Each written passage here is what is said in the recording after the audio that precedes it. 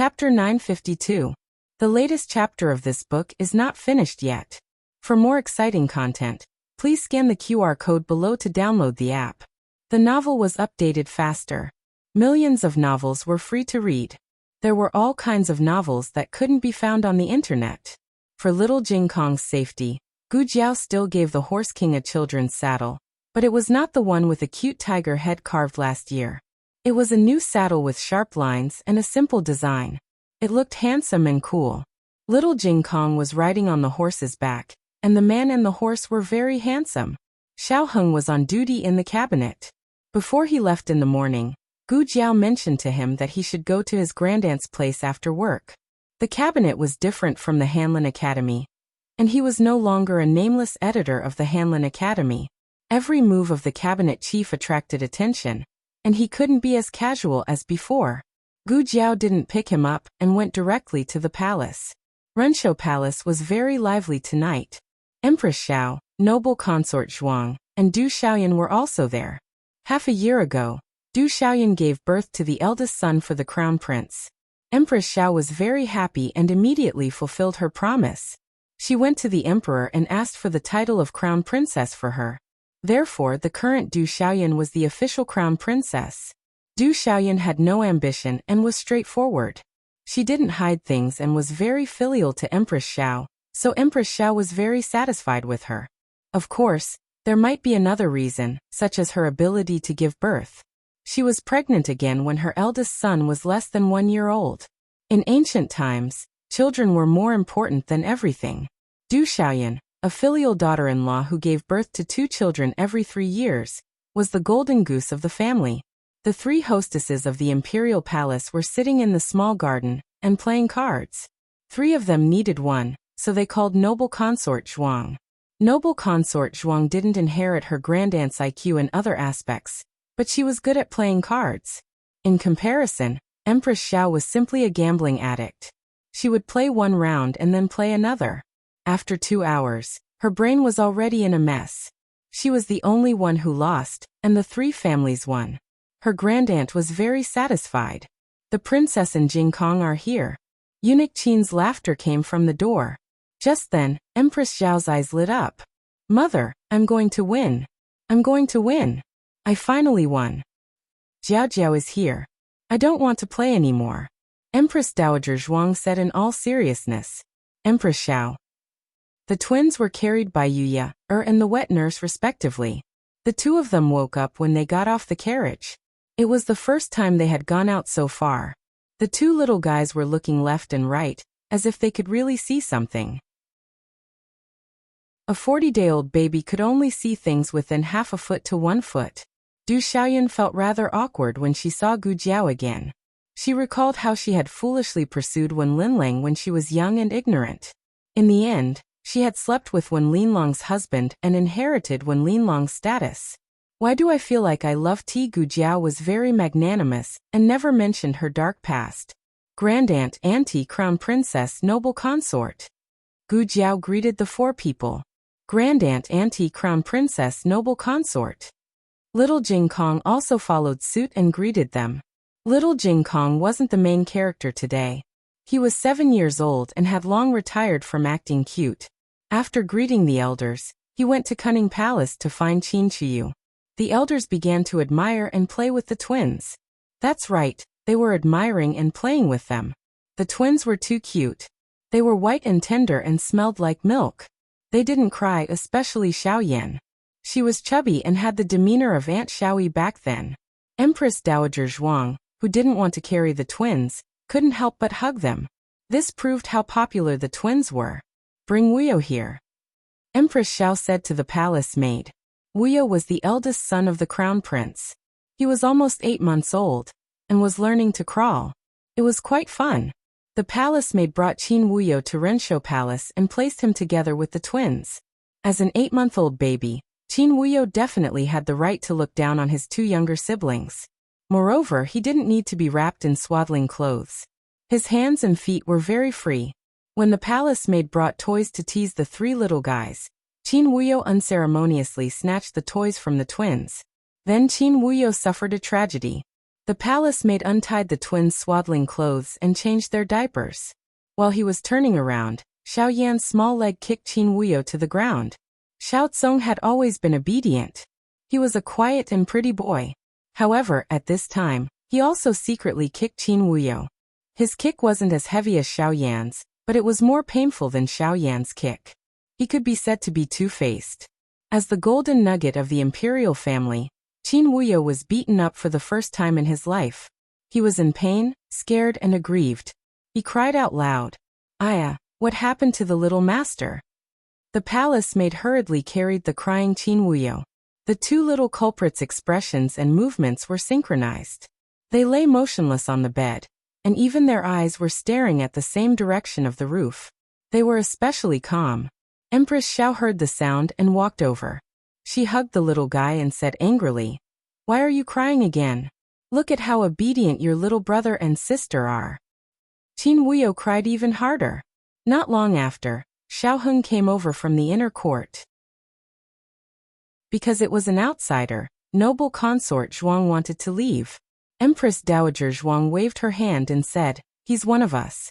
There's no need." Noble consort Zhuang's heart warmed, and the tip of her nose suddenly turned sour.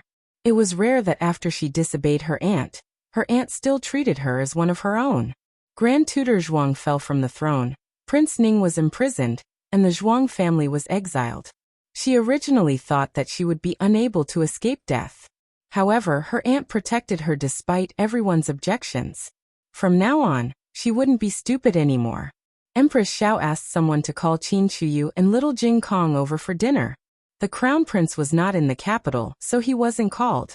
Originally, she didn't call the emperor, but he eagerly followed. "Imperial Mother, little Hong Hong came to see you." He greeted her energetically. Empress Dowager Zhuang rolled her eyes in despair. The whole family ate at Rinshou Palace. Qin Wuyo babbled, little Jing Kong and Qin Chuyu chased each other, and noble consort Zhuang, Empress Xiao, and Du Xiaoyan gossiped together. Xiao Heng played with the twins in the courtyard, and Gu Jiao accompanied her aunt to admire the moon. Rinshou Palace used to be the coldest and most inhumane palace in the imperial palace. Now it had a bit of the atmosphere of thousands of lights. Eunuch Qin looked at Empress Dowager Zhuang with emotion. Although her face was sour, her eyes were shining. He truly felt gratified for her. She floated most of her life and didn't have her own flesh and blood. She thought that she would be alone for the rest of her life. God took pity on her and gave her a perfect ending. After Xiao Heng and Gu Jiao bid farewell to their aunt, they took the twins back to the princess's residence. They first went to sit with Princess Xinyang. The twins were hungry, so Eugene took a milk bottle and made milk for them. They were too young and couldn't drink by themselves. Someone had to feed them. Xiao Yi, who was already 1 year and 3 months old, volunteered to take on this important task. Feed," she said in a childish voice. Princess Xinyang used to have a personality that wouldn't let her children do anything. Ever since Marquis Xianping participated in raising the children, her views changed a lot. "Can you carry it?" she asked Xiao Yi. Xiao Yi patted her small chest. "I can carry it." Princess Xinyang gave 2 milk bottles to Xiao Yi. Xiao Yi stepped on a stool and climbed into the twins' small bed to feed them. She fed her little nephew first because he was thin. So she had to feed her little nephew first. Jiang Zheng mouth. She sat cross-legged and said to Xiao Tsong in a childish voice. Seeing that Xiao Tsong didn't open his mouth, she decisively stuffed the milk bottle into his mouth. Xiao Tsong just drank a mouthful. But Xiao Yi took away the milk bottle and drank 2 mouthfuls herself.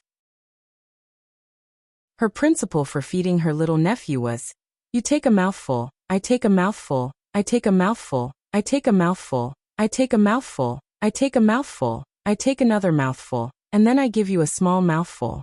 As a result, Xiao Tsong didn't grow fat.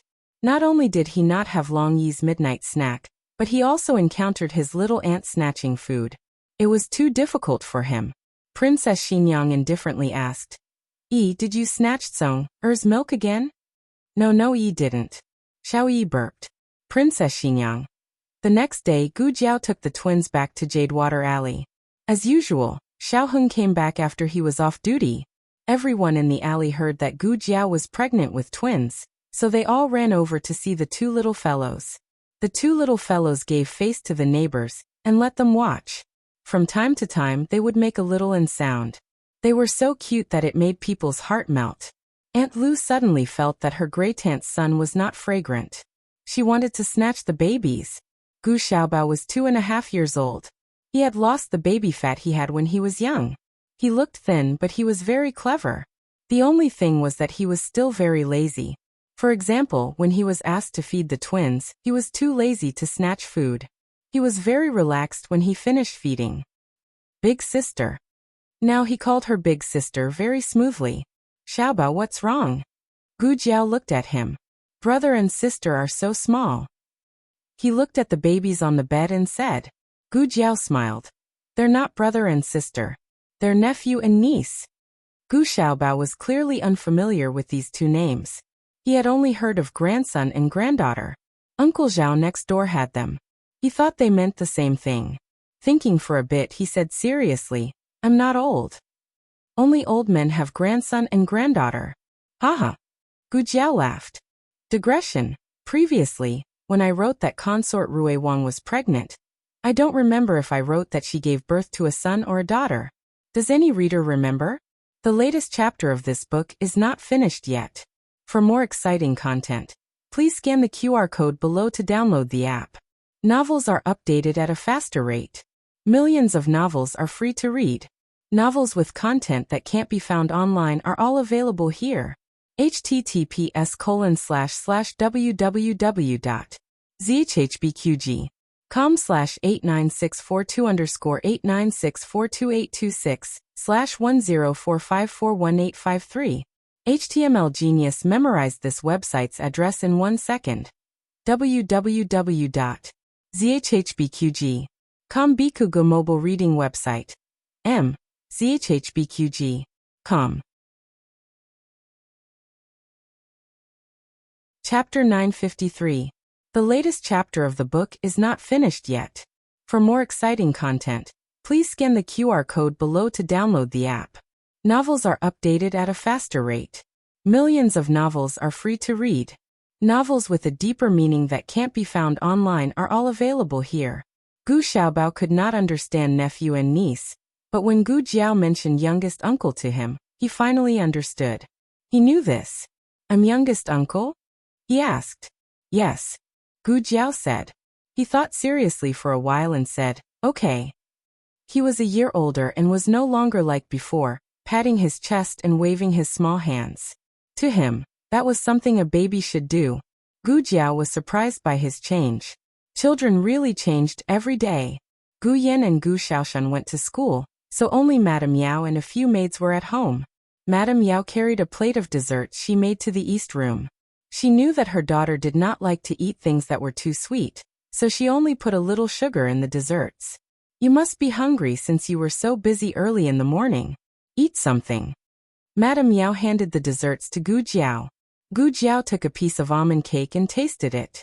It still tasted like before, and was quite delicious. Madame Yao placed the plate of desserts on the stool, and turned to look at the two little ones. The weather was hot today, so Gu Jiao loosened their swaddling clothes. Xiao Tsong was still a quiet and pretty boy.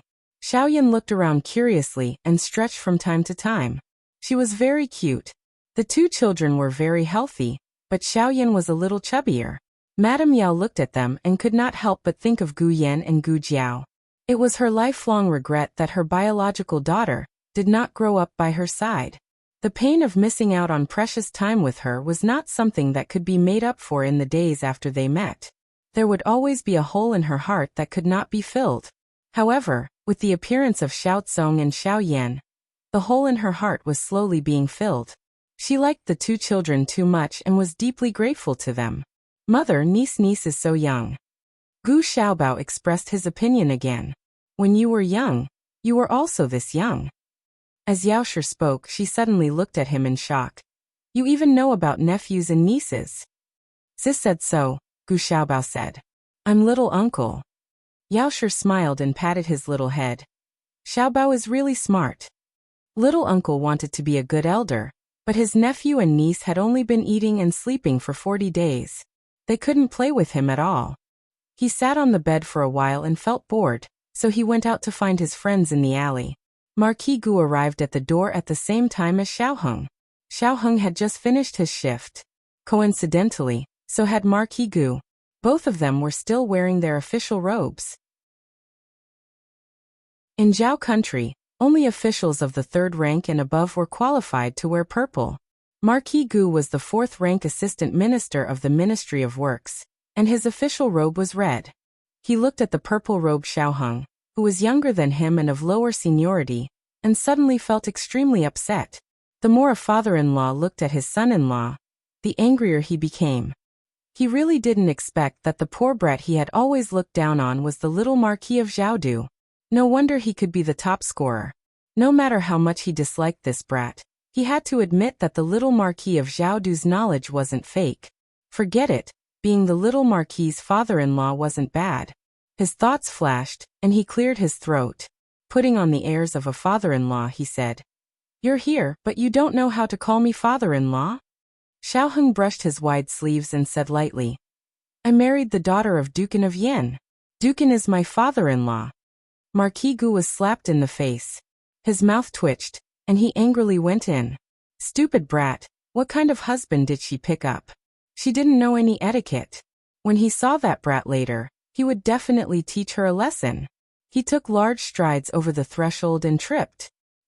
He fell flat on his face. Gu Jiao, who had just come out of the east room, looked at him in confusion. A moment later, she raised an eyebrow and said, "Oh, rise." Marquis Gu. Marquis Gu went to complain to Yao Shi with his bruised nose and swollen face. As soon as he entered the room, before he could speak, he saw the twins lying side by side on the bed. He stopped in his tracks. Twins were rare, and fraternal twins were even rarer. The last time he had seen such small fraternal twins was when Gu Yan and Gu Jinyu were young. He still remembered how the two looked when they were in swaddling clothes. The difference was that Gu Yan had a heart disease and didn't want to lie with Gu Jinyu. Thus he always cried. And the scene was not beautiful. The two little fellows in front of him were clearly lying on separate beds, but he could feel the connection between them through their blood vessels. A thought flashed through Marquis Gu's mind. So this was what real twins looked like. Marquis. Yao Shi was in a good mood today and gave Marquis Gu a rare good expression. Marquis Gu walked over and looked at the two in a daze. Yao Shi automatically ignored the injuries on his face. Her eyes were filled with doting love for the twins. Ahing and Jiaojiao's twins, Tsonger and Yinner. Marquis Gu opened his mouth. That girl gave birth to them. Yao Shi smiled and said, "Aren't they very cute?" Marquis Gu wanted to refute, but he could not find anything to refute. The two little guys really were quite cute. He could not help but think of Gu Jinyu, who had been married off to the distant Marquis of Chongping's manor. Jinyu and that girl had gotten married on the same day. That girl already had twins. Jinyu should also be expecting, right? Feng City was the easternmost city in the country of Zhao. The Marquis of Chongping's manor was located on the wealthiest street in Feng City. Compared to the Marquis of Chongping's manor, which occupied such a large area, the courtyard that Gu Jinyu had been given was not as satisfactory. Luo Shui Courtyard, a courtyard that had been temporarily tidied up. Gu Jinyu had already married into the Marquis of Chongping's manor for the better part of a year, but she was still a virgin. At first, she found it hard to speak about this matter. Later on, the Marquis of Chongping's wife urged her to quickly give birth to a son for Third Master Quan, so she told the truth to her mother-in-law. Her mother-in-law had interfered with their relationship as husband and wife, and it had been effective. Ever since then, the third master would come to her room on the 1st and 15th of every month. But even if they were lying on the same bed, the third master would not touch her at all. She once suspected that she wasn't attractive enough to Sanyi, or that she had unintentionally done something that made Sanyi disgusted. Until one day, she washed her hands to make soup. She spent an entire afternoon cooking a bowl of lotus seed porridge, and sent it to Sanyi. As a result, when she arrived at the study, she heard a shameful sound. She thought that it was some maidservant that was trying to seduce the third master during the day. Her head became hot and she pushed open the door to enter. However, she saw a scene that she would never forget. The third master was actually lying on his desk, and a man was. It was as though she had been struck by lightning, and her entire body was dazed. The third master flew into a rage out of humiliation, and threw her out. She was so angry that she argued with the third master for a while. During this time, she said some angry words that were not pleasant to the ears. Both sides had an ugly argument. In the end, she moved out of the third master's courtyard. She brought Chun Lu and a few other servants to live in this remote Luo Shui courtyard. This was the great marriage that she would rather break off relations with Yao Shi than give up. This was the Marquis Fu's legitimate son that she had set her mind on marrying. How ironic. Old Madame Gu knew about this, right? She had deliberately sent her into the fire pit. She only wanted to rope in the Marquis of Chongping, but she did not care if she lived or died. Her good grandmother really knew how to worry for her grandson. But all of this was just old Madame Gu's wishful thinking. Marquis Ding and Fu had 100,000 Gu family soldiers. Why would they need to rope in the Quan family? A short-sighted harem old woman had sold her out like this. Young Mississippi. Chun Lu carried a bowl of porridge to the window and carefully handed it to Gu Jinyu. It's almost cold. Drink it while it's hot. Gu Jinyu felt the cold wind. I don't have an appetite. Chun Lu said with heartache. You haven't eaten for many days. Gu Jinyu still did not want to eat. Ever since she came here, she had cut off all contact with the capital. But for some reason today, she mysteriously asked, Is there any news from the capital? Chun Lu pursed her lips and lowered her head.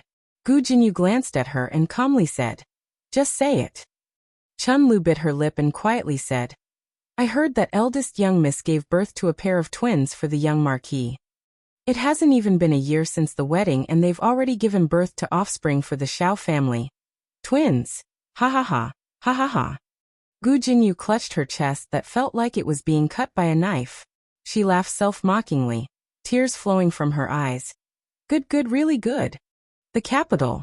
Gu Chongqing and Yuan Baolin's wedding date was originally set for the 12th lunar month. Because Grand Secretary Yuan suddenly fell ill, the wedding date was repeatedly delayed. In the 3rd month, Grand Secretary Yuan's health improved. In the 4th month of the lunar calendar, the two finally welcomed their wedding.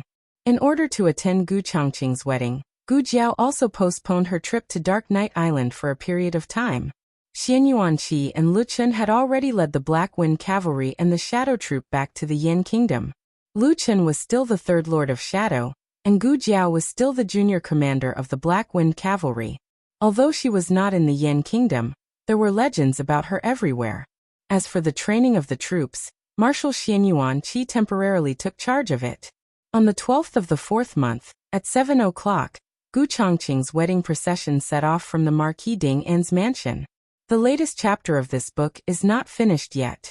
For more exciting content, please scan the QR code below to download the app. The novel is more complete and updated faster. Millions of novels can be read for free. Novels with connotations that can't be found online are all available here. https://www.zhbqg.com/89642_896428226/1045255537. HTML Genius memorized the website's address in 1 second. www.zhbqg.com Bikuga mobile reading website. zhbqg.com. Chapter 954. The latest chapter of this book is not finished yet. For more exciting content, please scan the QR code below to download the app. Novels are updated faster. Millions of novels are free to read. Novels with content that can't be found on the internet are all available here.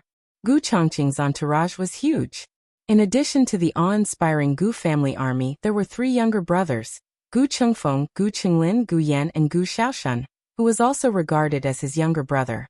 The 4 of them were wearing the same royal blue brocade robes. They were tall and handsome, and they were the best-looking groomsmen in ancient times. The reason why Xiaoheng's groomsmen didn't get this honor was mainly because one person in Little Jingkong was not enough to form a group. The last time the capital was so lively, it was when the young Marquis of Xiaodu married the daughter of Dukan. The scene was comparable to a military parade. The wife of the Gu family army's young master couldn't be inferior. The groomsmen were too good-looking and attracted a lot of attention. However, the one who made people want to scream the most was the groom. For as long as Gu Chongqing could remember, he was either training soldiers in the military camp or fighting on the battlefield. The silver armor was the one he wore the most, and it was as cold as his title of King Yama. Today he changed into the groom's robes that he only wore once in his life. He instantly became as beautiful as peaches and plums. After the Grand Secretary got married, the hearts of the young ladies were once again shattered. This kind of peerless man was finally someone else's. The Yuan family. In Yuan Baolin's boudoir, Madame Yuan was crying. Her daughter was weak since childhood and had to be raised in a Taoist temple. It wasn't easy for her to get rid of her Taoist robes and put on a woman's wedding dress. Yuan Baolin was wearing a phoenix coronet and rosy robes. She didn't have the coldness of a female Taoist priest. Her lips were rosy and she was beautiful. Yuan Baolin comforted her mother. "Mother, don't cry. You're just getting married. It's not like you won't come back in the future." Madame Yuan patted her daughter's hand, stared at her daughter and choked with sobs. "Of course you can't come back. You're married and you're a bride. You have to follow the rules in your husband's house." Yuan Baolin pursed her lips. They were not really husband and wife. The agreement between her and Gu Chongqing had clearly stated that she could return to her parents' home at any time, and Gu Chongqing could not stop her. As for setting the rules, Gu Chongqing had made things easy for her, so she naturally wouldn't make things difficult for him. On the surface, she could still do her best. Yuan Baolin sighed helplessly. I know. You've already nagged me 800 times. I can even memorize it." Madame Yuan wiped her tears with a handkerchief. "That's because you grew up in a Taoist temple. I was worried that you didn't understand the customs of the secular world." Yuan Baolin said, I understand. It was written in the storybook, and she was learning it." "Sis." Yuan Tong cried as she walked over. She hugged her sister and said, "I can't bear to leave you." All right. Yuan Baolin comforted her mother and her younger sister. The woman on the side watched in a daze. She had seen a bride crying with her mother, but she had never seen a bride calmly comforting a large family. When the auspicious time arrived, Yuan Baolin's older brother carried her out of the boudoir. Yuan Tong ran behind while crying, Sis. Gu Chongqing received the bride and cupped his hands to bid farewell to his in-laws. "Father, mother, please do not worry. I will take good care of Baolin." Madame Yuan choked with sobs. Father Yuan's eyes were red as he heavily patted Gu Chongqing's shoulder. "Remember what you said. Go. I'll leave Baolin to you." Once Gu Chongqing left, Father Yuan turned around and covered his face with a large hand. He began to cry. "Wah! Baolin is married." Madame Yuan, who had been crying, trembled. She looked at her man as if she had seen a ghost. She had suddenly met someone who could cry even more than her. She was so shocked that she couldn't cry anymore. The bridal procession arrived at Marquis Ding, and manner in a lively manner. Gu Chongqing dismounted from his horse. Arriving in front of the sedan, he extended his slender hand. Yuan Baolin had originally planned on walking down, but she suddenly saw the hand that was extended from under the veil. She was stunned. She understood the principle of putting on an act. It was just holding hands, so it shouldn't matter. She gently placed her soft and boneless hand in Gu Chongqing's palm. Gu Chongqing lacked experience with women. After growing up, the only woman he had been close to was his younger sister. His younger sister's hand had calluses and injuries from working and fighting. Yuan Baolin's hand was a bit different. This was a delicate hand. He was very worried that if he wasn't careful, he would break her hand. He let the bride down from the sedan.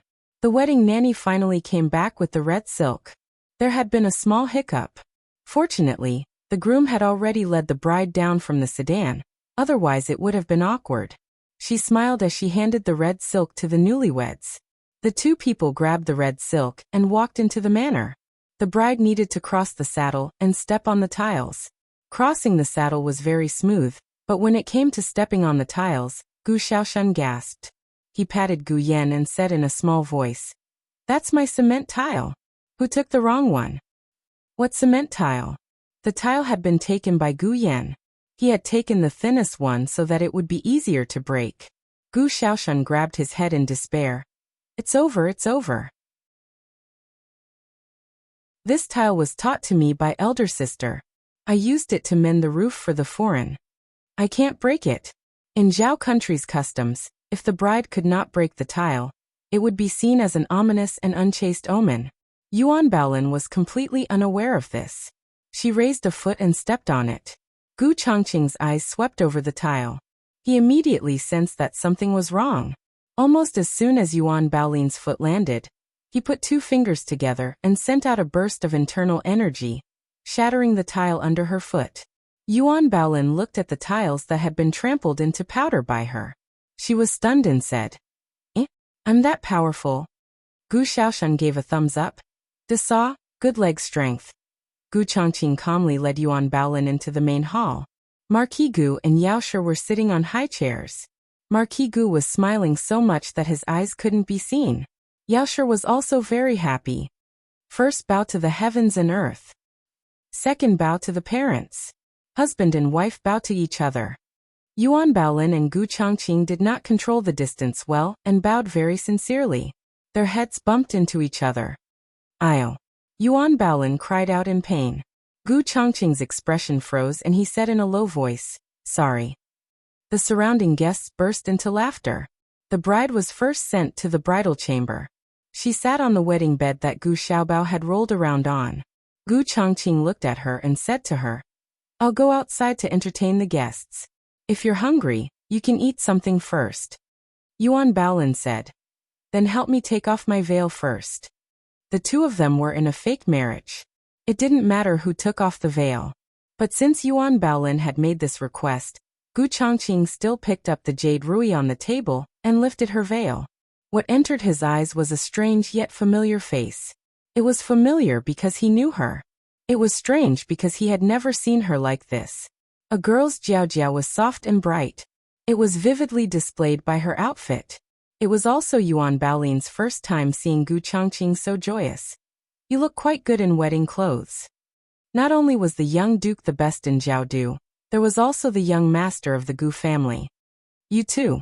Gu Chongqing replied politely. Yuan Baolin smiled and thought of something.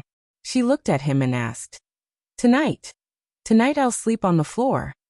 Gu Chongqing finished speaking and saw her shocked face. He thought that she thought this was inappropriate and explained. If I'm not in the bridal chamber on the night of the bridal chamber, people will say that I'm disgusted with you.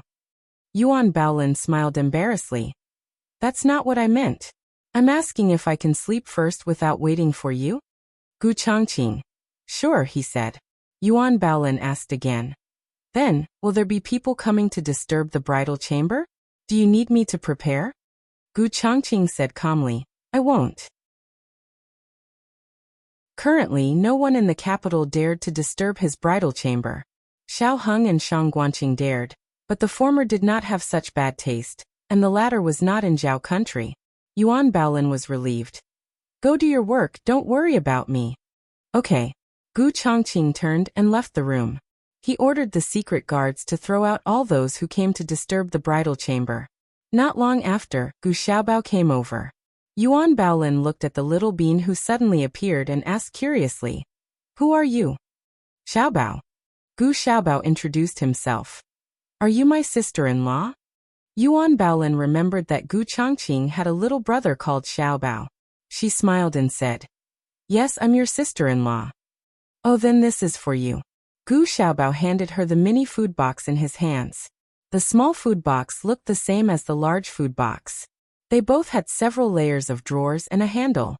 They looked like toys made for children to play with. This family was really considerate and very considerate of the child.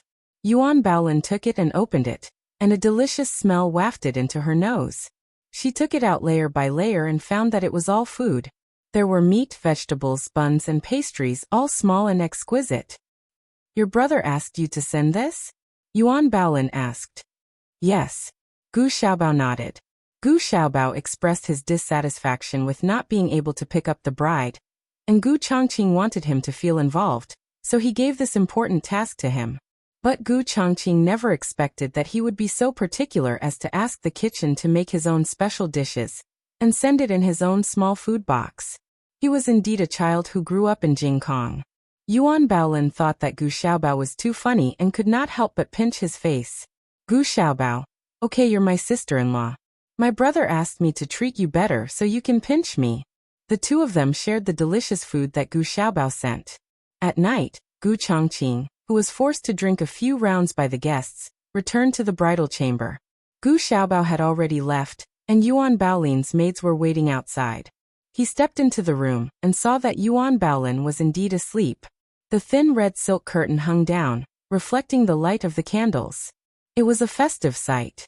Her graceful figure was faintly discernible under the curtain, with the unique beauty of a young girl, inadvertently exuding a trace of spring charm.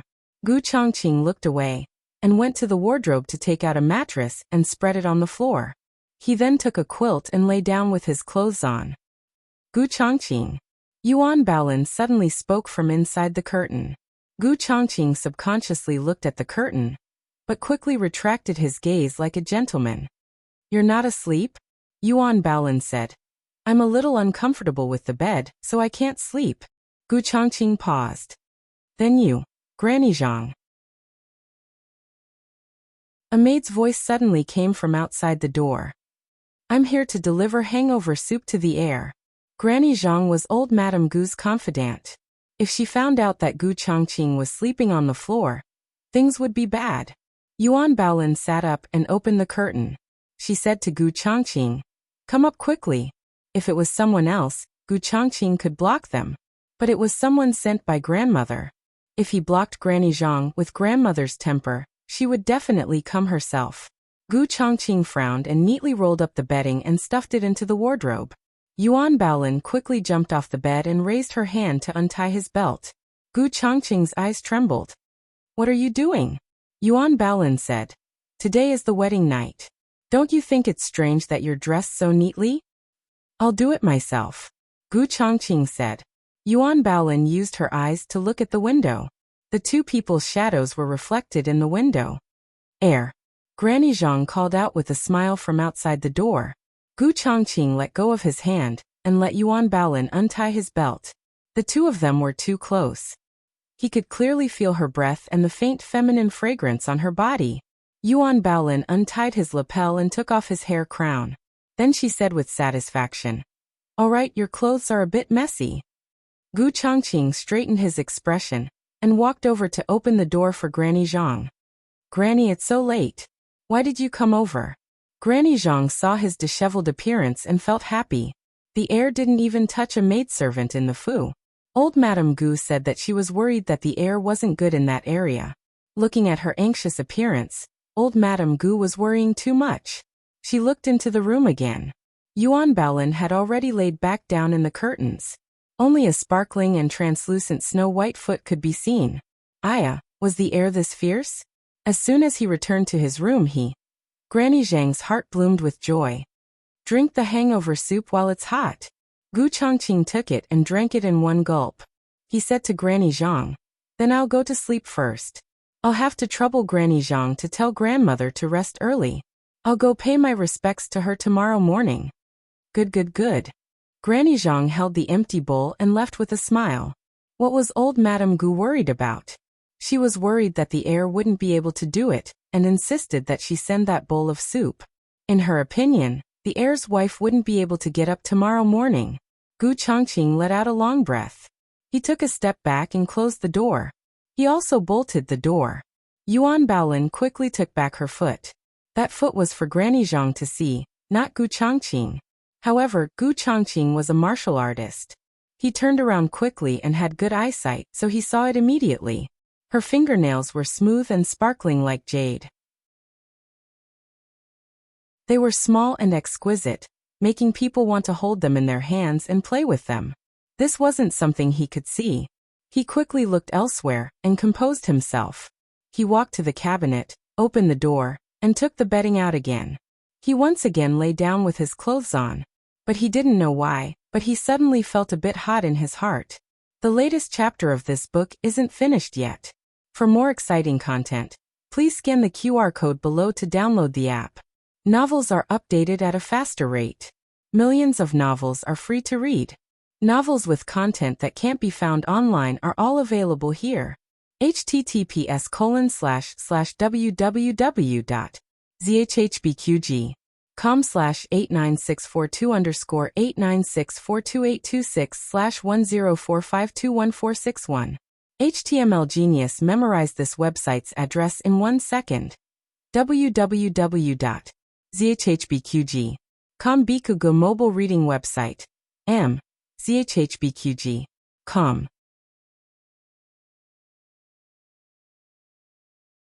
Chapter 955. The latest chapter of this book is not finished yet. For more exciting content, please scan the QR code below to download the app. Novels are updated even faster. Millions of novels are free to read. Novels that can't be found online are all available here. He was a martial artist, so his body was warmer than normal people. In addition, he drank a lot of wine during the banquet, so it was normal for him to feel stuffy. He didn't take it to heart for a while. He pushed the quilt down a bit and closed his eyes to wait for sleep. However, he was so hot that even his mind began to become a bit muddled. A scene that he shouldn't think about flashed through his mind without warning. It was her jade foot that was quickly pulled back into the curtains. A girl's foot was white and petite. Jiao Jiao's foot looked soft and delicate. What's wrong with me? Why am I thinking about these things? Gu Chongqing pulled himself back to his senses in time. Soon he remembered that he hadn't finished his conversation with her just now because of Zhang Mama's arrival. Should he ask her about it? He had never been this confused even when he was fighting. Gu Chongqing listened to her breathing and knew that she hadn't fallen asleep yet. He hesitated for a moment before opening his mouth. Did you have something to ask me just now? Yuan Baolin turned her head in disbelief and looked in the direction of the bed. Oh, what did I want to say to you just now? Nanny Zhang interrupted me, so I forgot. Go to sleep, Gu Chongqing said. You should also sleep early, Yuan Baolin said. All right, Gu Chongqing replied and closed his eyes again. After that, the room fell into silence once more. There were no sounds of cicadas or frogs in the April night, nor was there a cold wind whistling. The entire residence seemed to have fallen into a deep sleep. It was so quiet that one could almost hear their own breathing. Of course, with Gu Chongqing's hearing, he could still hear Yuan Baolin's breathing. His heart became hotter and hotter, from the initial stuffy heat to the heat of his entire body. It wasn't that he hadn't drunk before, but it wasn't like this when he was drunk. Moreover, his alcohol tolerance was very good. Although he had been forced to drink several times tonight, it was still within his tolerance. He shouldn't have this kind of feeling. Could it be because he was in the same room as a woman? When did his self-control become so weak? As the heir of the Marquis's household, old Madame Gu had worried a lot about this grandson of hers. When Gu Chongqing was 15 years old Madame Gu had already stuffed someone into his room. The old Marquis was worried that he would hurt his body by being too obsessed with this matter at such a young age, so he sent those maidservants away. However, after being in the military for so many years, he had heard a lot of dirty jokes. When he went to war, he had also seen many women, but he had never been like this. Or was there something wrong with the wine tonight? No, everyone drank it. He even drank the hangover soup that his grandfather sent over. Hangover soup. Gu Chongqing clenched his fists. He finally understood what was going on. His grandmother was really... Gu Chongqing sighed angrily and turned around with his back facing the bed. He tried his best to use this as a psychological cue to isolate Yuan Baolin. He recited a few Buddhist scriptures that little Jing Kong had taught him in his mind and managed to slightly suppress the heat in his body. However, at this moment, Yuan Baolin, who was on the bed, turned over. As an expert, his hearing was very good. He heard Yuan Baolin turn over and kick off the quilt. He heard Yuan Baolin turn over again and tug at her clothes. He heard Yuan Baolin lift the curtain and walk towards him barefooted. Walking towards him. Gu Chongqing's heart skipped a beat. He quickly turned around to look at her. There were dragon and phoenix candles burning in the room. The candles were not very bright, but they were definitely not dark either. Yuan Baolin came to the table with slight irritation. She was wearing a red undergarment. The lapel of her shirt was slanted by her, revealing her fair neck. Her glossy black hair casually cascaded down her back, making her skin look so white that it was glowing. "You, what's wrong?" he asked in a hoarse voice. Yuan Baolin poured a cup of tea. "It's so hot. I'm so thirsty." Then she drank the herbal tea in one gulp. She still wasn't satisfied, so she poured herself another cup. She drank 3 cups in one go, but it was still very hot. It didn't quench her thirst at all. Just as she was about to drink the 4th cup, she was stopped by Gu Changqing. Gu Changqing sat up and looked at her. "Don't drink anymore. If you drink anymore, your stomach will explode." Yuan Baolin raised her hand to touch her hot cheeks. "But I feel so uncomfortable." Gu Changqing looked at her again. This time, he realized that her condition wasn't right. Her face was abnormally red and her eyes were blurred. Even her breathing became rapid and short. Gu Changqing didn't want to think of the worst, but he still asked, "What did you eat today?" Yuan Baolin's voice gradually became confused. "Food and snacks." Gu Changqing sucked in a breath of cold air. The heat that he had suppressed with great difficulty was ignited again by her slightly panting voice. He suppressed the evil fire in his lower abdomen and said in a normal tone, "Xiaobao sent it?" "Yes." Yuan Baolin nodded. The food sent by Gu Xiaobao was definitely fine. He also needed to eat it. Even if someone wanted to do something, it was impossible to drug a child's food. "Nothing else?" he asked. Yuan Baolin struggled to think. After a while she said, "Oh, before you came back, old madam sent a bowl of lotus seed soup over." "Grandmother again. Very good." It was hard for him not to guess the answer. Gu Changqing was good at fighting, but he wasn't old Madame Gu's opponent in matters of the inner courtyard. There was a saying that the older the ginger, the spicier it was. If Gu Changqing thought that old Madame Gu only put all her eggs in one basket, then he was too naive. When it came to matters of the boudoir, it was naturally better for both sides to have a burning passion. Yuan Baolin looked at him with grievance. "Gu Changqing, I'm so hot." Gu Changqing's eyelashes trembled. He stood up and went to the door. He opened it and said, "Someone come." A nanny on night duty came over with a coat. Gu Changqing ordered. "Go get some water." The nanny was shocked. She subconsciously looked at him and blurted out, "So fast? How long has it been since the door closed?" You can't be so fast." Gu Changqing didn't understand what she meant by fast at first. When he realized what she meant, he choked. No. The prestige of a lifetime was destroyed in an instant. The nanny gave Gu Changqing an "I understand" look. It was normal that he hadn't eaten meat before. "This servant will go get the water." She turned and left. Not long after, the entire kitchen knew that the heir had asked for water. Gu Changqing choked. When she brought over a bucket of hot water, he remembered that he had forgotten to remind her that she wanted cold water. "Cold water, ice cubes," Gu Changqing said coldly. The nanny looked at him thoughtfully. His martial arts weren't very good, but he had a lot of tricks. Did he want to add 2 candles? Gu Changqing's face sank. "Do you not want to work in the manor anymore?" The nanny left with her tail between her legs. Then the entire kitchen knew that the heir's driving skills weren't good enough. Gu Changqing was a general with strong willpower. Cold water and ice cubes were effective for him. However, Yuan Baolin was different. She was a weak girl with poor resistance to drugs. No matter how many ice cubes were placed on her hands, other than feeling uncomfortable from the cold, she didn't feel any relief. She sat in the cold water and looked at Gu Changqing with an aggrieved expression. Gu Changqing turned his face away. He was also suffering from the effects of the drug. He couldn't resist her wet, anti-harmony, body temptation, anti-harmony. He began to meditate on the mattress on the floor. He chanted Buddhist scriptures, the clear mind mantra, the martial arts mantra. One by one, he removed the thoughts from his mind. Just as he was about to suppress the evil fire with great difficulty, Yuan Baolin called out to Gu Changqing with a choked voice. This directly destroyed half of his reason. Yuan Baolin. He clenched his fists and tried to stop himself from turning around. "Don't call me. Don't make any noise. I'm afraid that I won't be able to resist bullying you."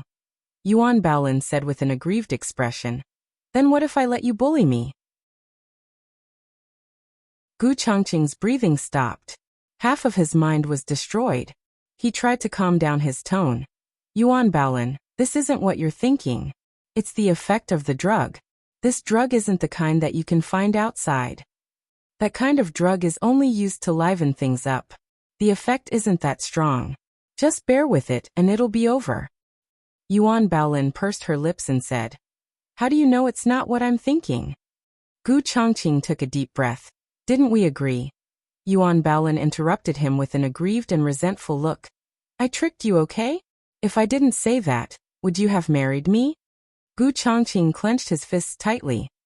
You've been blinded by the drug. You don't understand what you're saying. Gu Changqing. Yuan Baolin. Shut up. How could Yuan Baolin obediently shut up? She whispered. It's okay if you don't come over. Take off your clothes. I'll quench my thirst by looking at plums. Gu Changqing almost stumbled and fell down. Yuan Baolin saw that he was indifferent and couldn't help but snort. Are you the Taoist priest or am I the Taoist priest? How come you're more pure and simple than me? Gu Changqing, is it because you can't do it? Gu Changqing clenched his fists so tightly that his knuckles cracked. Yuan Baolin's sanity could no longer be maintained here. When she was young, she was sent to the Taoist temple to recuperate because of her weak body. When she grew up, she looked like a normal person, but in fact, she was still a little weak. For ordinary people, the soup that livened things up was a tiger wolf medicine for her. Her vision turned black, and she powerlessly slipped into the water. Gu Changqing felt that something was wrong with the sound. Yuan Baolin, Yuan Baolin, Yuan Baolin. He shouted 3 times, but there was no response. He hurriedly turned his head, but all he saw was a bare wooden barrel. He stood up with a swish, and walked to the side of the wooden barrel in 3 steps, and scooped up Yuan Baolin, who had sunk into the water. Yuan Baolin, Yuan Baolin. Seeing that she didn't respond, he frowned and carried her out. Her slender and soft body fell into his arms. Even though it was ice cold, his arm was burning hot. Her wet clothes stuck to her body, outlining her beautiful and charming figure. Her fragrance seeped into his nostrils and Gu Changqing couldn't breathe properly. Yuan Baolin slowly opened her eyes and looked at him in a daze. She raised her hand and wrapped it around his neck. Yuan Baolin, you. His words were blocked by Yuan Baolin. Gu Changqing's body stiffened as his last bit of sanity left him. His arms wrapped around her, and he flipped her over so that she was under him. The night was long, but the night of spring was short. Digression. The fastest face-slapping couple in history 2333. The latest chapter of this book is not finished yet. For more exciting content, please scan the QR code below to download the app. Novels are updated even faster. Millions of novels are free to read. Novels that can't be found online are all available here. https://www.zhhbqg.com/89642_8964226/104506004. HTML Genius memorized this website's address. www.zhhbqg.com Bikugo mobile reading website. zhhbqg.com.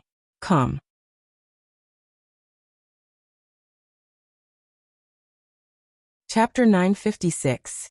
The latest chapter of the book is not finished yet. For more exciting content, please scan the QR code below to download the app. The novel is updated even faster. Millions of novels are free to read. Novels with content that can't be found online are all available here. In Fusho Courtyard, old Madame Gu woke up early.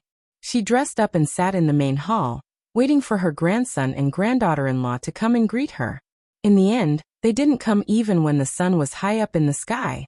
She burst into laughter. Nanny Zhang looked at her strangely. Old Madame Gu used a handkerchief to cover her face and said, "Who was on duty in Changqing's courtyard last night? Call them over." Nanny Zhang went to Gu Changqing's courtyard and called over a nanny with the surname Wu. She was the one who had fetched water and rope for Gu Changqing. After Nanny Wu entered Fusho Courtyard, she immediately reported to old Madame Gu that the Shitsi had asked for water and all kinds of small props last night. I didn't expect the Shitsi to be so troublesome. Old Madame Gu's smile disappeared and she frowned. He didn't break anyone, right? Her grandson couldn't have such a strange hobby. If word got out, his reputation would be ruined. Moreover, her granddaughter-in-law was the daughter of the Yuan family, a real noble lady. If anything went wrong, she couldn't explain it to the Yuan family. Granny Zhang glanced at her master. She had served the old madam for many years, so she understood the old madam's personality too well. The old madam valued birth the most. No matter how gentle a woman of low status was, she did not like them. For example, Yao Shi. But old Madame Gu was much more tolerant of the daughters of noble families. Back then, when she wasn't able to form a marriage alliance with Ling family, the old madam still harbored a bit of anger inside. However, when she heard that she was going to marry Grand Secretary Yuan's legitimate granddaughter, the bit of unhappiness at the bottom of her heart immediately vanished into thin air. Nanny Wu didn't dare to say anything. She didn't know if the Shitsi had broken anyone. She didn't go in to take a look either. She only listened. It was quite loud. Nanny Zhang smiled and said, "Old madam, don't worry. Don't you know the Shitsi? He knows how to dote on people. You can leave." Old Madame Gu said to Nanny Wu. "Yes." Nanny Wu respectfully left the room. Old Madame Gu said worriedly, "Will something really go wrong?" "That won't happen." Granny Zhang smiled and handed Old Madame Gu a cup of tea to calm her nerves. Old Madame Gu took the teacup and took a sip. "I heard that Bao Lin is a talented woman. Since her grandson was going to marry the daughter of the Yuan family, she naturally had to investigate the other party's background. If she didn't investigate, she wouldn't have known, but once she did, she was shocked. That girl was actually well-read and knew 6 languages. In the past, it was rumored that Wen Linlang was the most talented woman in the capital, but compared to Yuan Baolin, she was nothing. Yuan Baolin had always kept a low profile, but it was precisely because of her low profile that old Madame Gu liked her so much. Granny Zhang smiled. In the end, it was all because Shitsi Foreign came from a good family. Even if she wasn't a talented woman, old Madame wouldn't mind. On the other hand, if she didn't come from a good family, old Madame wouldn't say anything good about her based on her talent. Old Madame Gu said, "Go to Chongqing's courtyard and tell them not to come and pay their respects. Have a good rest." Granny Zhang said hesitantly, "About Madame. Madame Yao was Madame Yao. For Gu Chongqing's wedding, Madame Yao had temporarily moved back to the mansion, and would only return after drinking tea with her daughter-in-law." Old Madame Gu snorted. "You don't have to worry about her. She won't care about this." It was one thing for old Madame Gu to dislike Madame Yao, but it was another thing for her to understand Madame Yao's character. Madame Yao would never torture her daughter-in-law. When Gu Chongqing woke up, he felt someone in his arms. He felt dizzy for a moment, and then the unspeakable memories in his mind swept over him like waves. When he realized what he had done, he really wanted to punch himself. Yuan Baolin woke up later than Gu Chongqing. When she opened her eyes, Gu Chongqing was no longer in the room. Her clothes were still intact, and she didn't know who had put them on for her. She planned to call her own maid to come in and serve her, but she found that her voice was so hoarse that she couldn't speak. She wanted to get off the bed herself, but her legs weren't hers. Gu Chongqing pushed open the door and entered. The moonlight chased after him. His face was shrouded in darkness, but his features could still be seen clearly. He had practiced martial arts for many years, and he was tall and had broad shoulders and a narrow waist. His body proportions were excellent. He held a bowl of Job's tears porridge in his hand. Seeing that the curtains were lifted and Yuan Baolin was sitting awkwardly at the head of the bed, his eyes moved, and he said calmly, "You're awake." Yuan Baolin nodded. Gu Chongqing stepped in and closed the door. "I'm going to light the lamp." He asked for her opinion. Yuan Baolin pinched her own throat and asked in a hoarse voice, "Is it still not dawn?" Gu Chongqing opened his mouth. "It's already dark." Yuan Baolin's face turned red. Gu Chongqing's tone was normal as he said, "Don't worry, the elders have already talked to them. The handkerchief has also been taken away.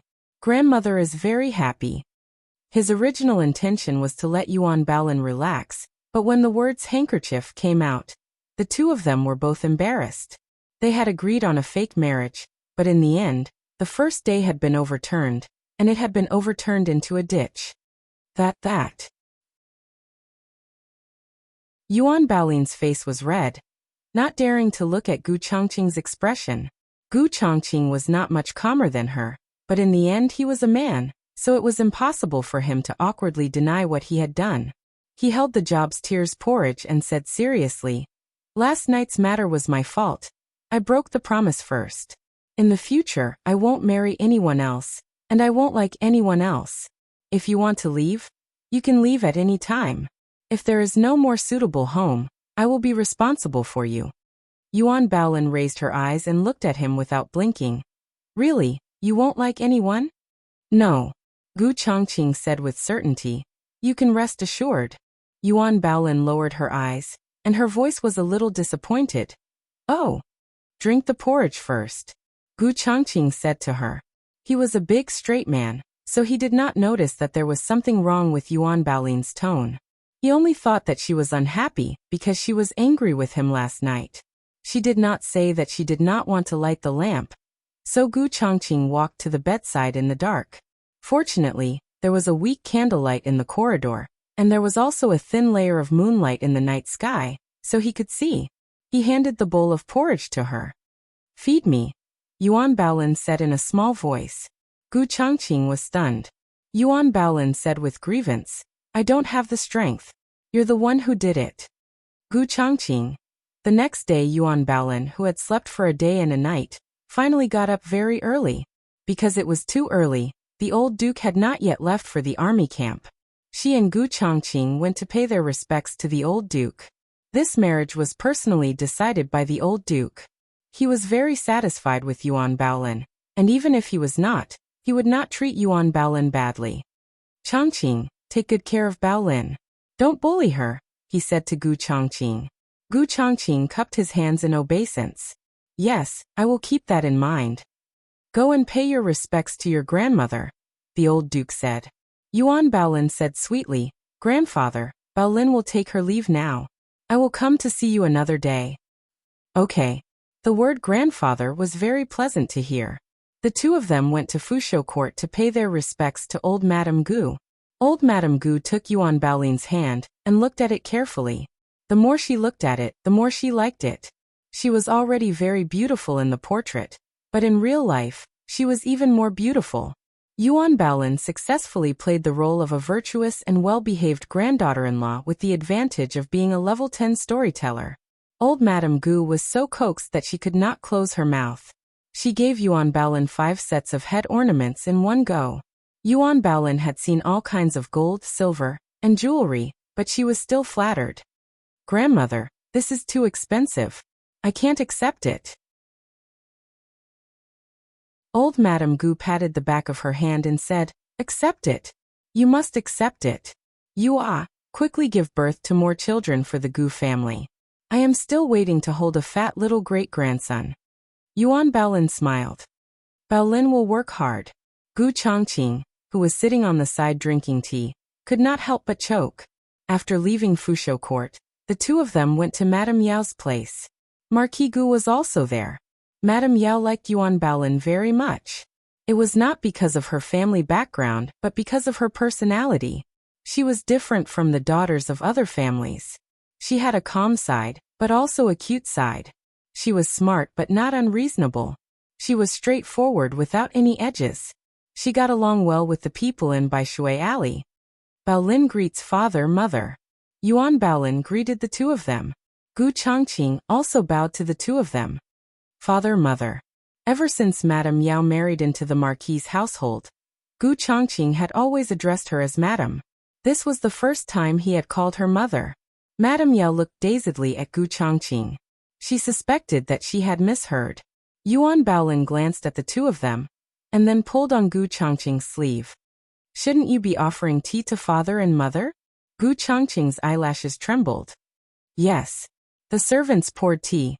The two of them knelt on the cushions and offered the tea with both hands. When Gu Changqing held a cup of tea in front of Madame Yao, he solemnly and sincerely said, "Mother, please drink tea." He really called her mother. It was not that her ears had gone bad. Madame Yao's heart was suddenly filled with all sorts of feelings. A layer of bitterness rose to the tip of her nose. From the day she married into the Marquis's household, she had not had any extravagant hopes. Later on, she had not had any expectations. But at this moment, an indescribable emotion rose in her heart. Marquis Gu stared fixedly at her. She slowly reached out and took the cup of tea that her eldest son held. Her eyes reddened as she smiled. Yes. Digression. Yuan Baolin's knowledge of 6 languages is described in Chapter 256, 3 Hairpin Flowers. The latest chapter of this book is not finished. For more exciting content, please scan the QR code below to download the app. The novel will be updated even faster. Millions of novels will be read for free. Novels with connotations that cannot be found online will be available here. https://www.zhhbqg.com/89642_896/1045018141. HTML Genius will remember this site's address in 1 second. www.zhhbqg.com Bikugo mobile reading website. zhhbqg.com.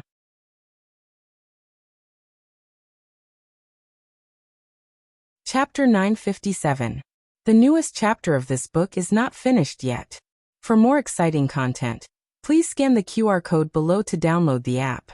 The novel will be updated even faster. Millions of novels will be read for free. All the novels that cannot be found online will be available here. The grudges of the past had passed, and the misunderstandings that should have been resolved had been resolved. Yao Shi was not an evil stepmother, and Gu Chongqing was a good older brother. For Gu Yan, for Gu Jiao, he had risked his life several times. Yao Shi no longer had the resentment she had in the past. She was only deeply moved and grateful.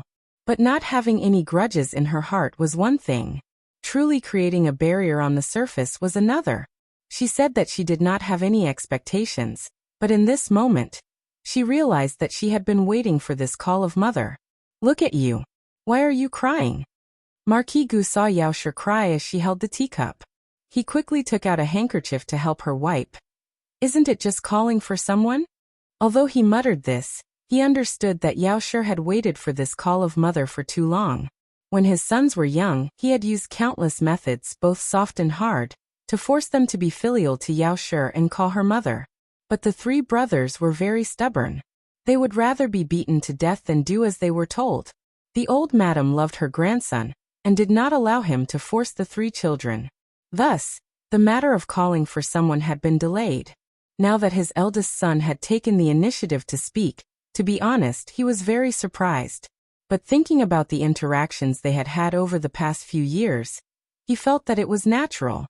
Yuan Baolin looked at Yao Shi, and then looked at Gu Chongqing, who appeared calm on the surface but was definitely feeling quite a bit on the inside. She also received a teacup from a servant and presented it to Yao Shi with both hands. Mother, please have some tea. Good, good. Yao Shi smiled with tears in her eyes as she received her daughter-in-law's tea. Yao Shi also gave Yuan Baolin a box of jewelry. She and Gu Jiao had gone to a shop to pick it out. The style was new and simple. It complemented Yuan Baolin's temperament. Yuan Baolin saw this and knew that a lot of thought had gone into this gift. She smiled and gave her thanks. Many thanks, mother. The young couple ate lunch in Yao Shi's courtyard. After leaving the courtyard, the two walked back together. When they passed by the small garden, Gu Chongqing suddenly stopped and said to Yuan Baolin, I'm going to the barracks in a while. I might not be back tonight. You should settle down early. Without waiting for Yuan Baolin to speak, the Marquis strode over with his hands behind his back. Grandfather. The two of them bowed to him.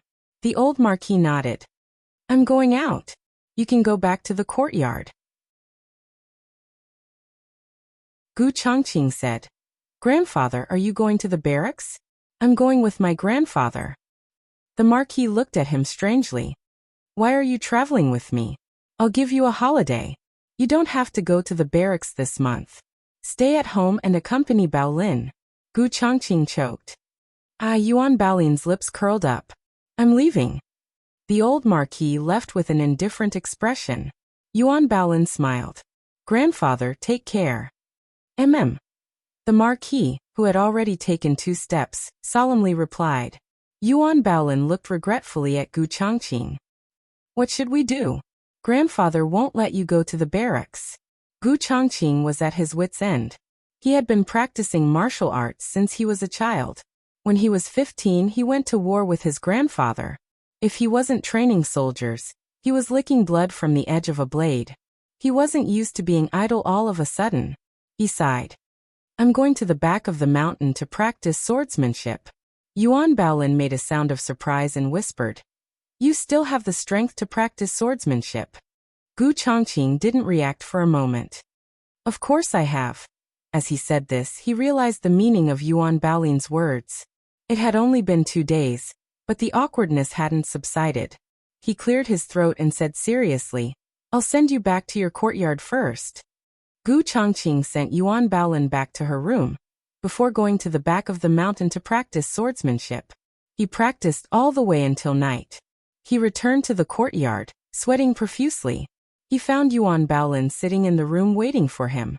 There were several exquisite and delicious dishes on the table, but they seemed to have been left out for too long. They were no longer hot. You're back. Yuan Baolin greeted him. He nodded slightly and asked her. You were waiting for me? Yes. Yuan Baolin answered him and said to the maid beside her. Take these dishes to the kitchen and heat them up.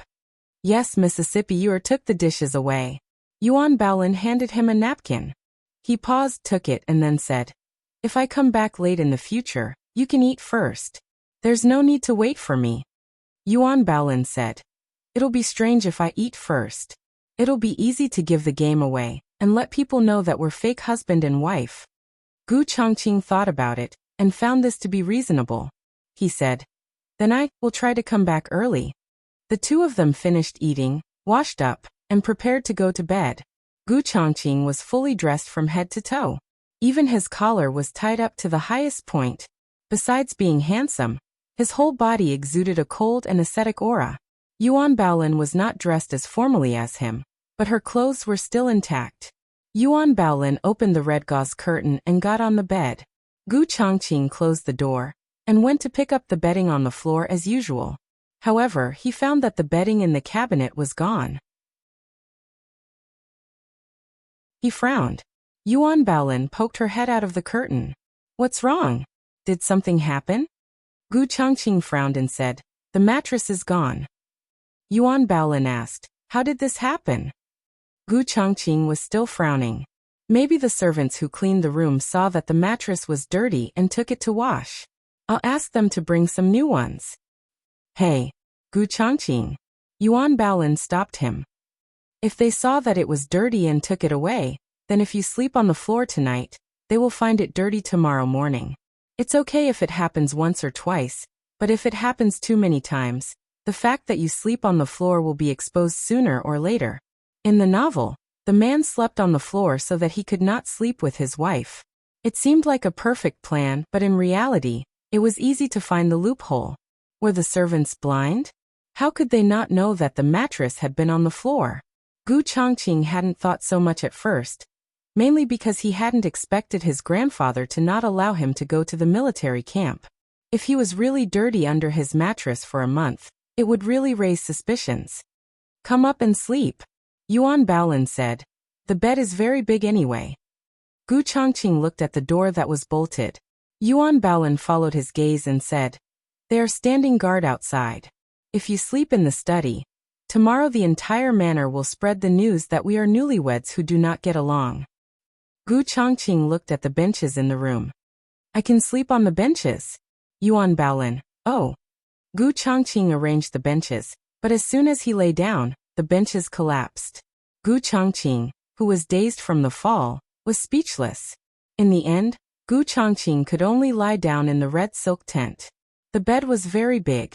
Yuan Baolin slept on the innermost side, and he slept on the edge of the bed. He wished that he could lie down in the middle. Yuan Baolin was not distracted. She closed her eyes and fell asleep in a flash. Gu Changqing lay flat with his hands folded on his abdomen. He looked at the top of the red silk tent. Her even breathing was by his ear. and the tip of his nose was lingering with her warm and soft fragrance. The red gauze canopy completely gathered her fragrance in this narrow space, and the darkness of the night thickened everything. Because his vision was limited, his other senses were infinitely magnified. In addition to her voice and breath, even the soft bed under him and the silky brocade quilt on his body stimulated his instincts as a man. The scene of their wedding night flashed through his mind. She was under him with tears in her eyes, her soft body trembling slightly. He clenched his fists slightly and took a deep breath. He closed his eyes and forcibly eliminated the distracting thoughts in his mind. On the day that Gu Changqing accompanied Yuan Baolin to visit her parents, there was a lantern festival on Chang'an Avenue. Yuan Baolin wanted to go to the lantern festival, and Gu Changqing accompanied her. I'm going too. Yuan Tong pulled her sister's hand and said. Madame Yuan fiercely glared at her younger daughter. Your sister and brother-in-law are going to the lantern festival. What are you going to do?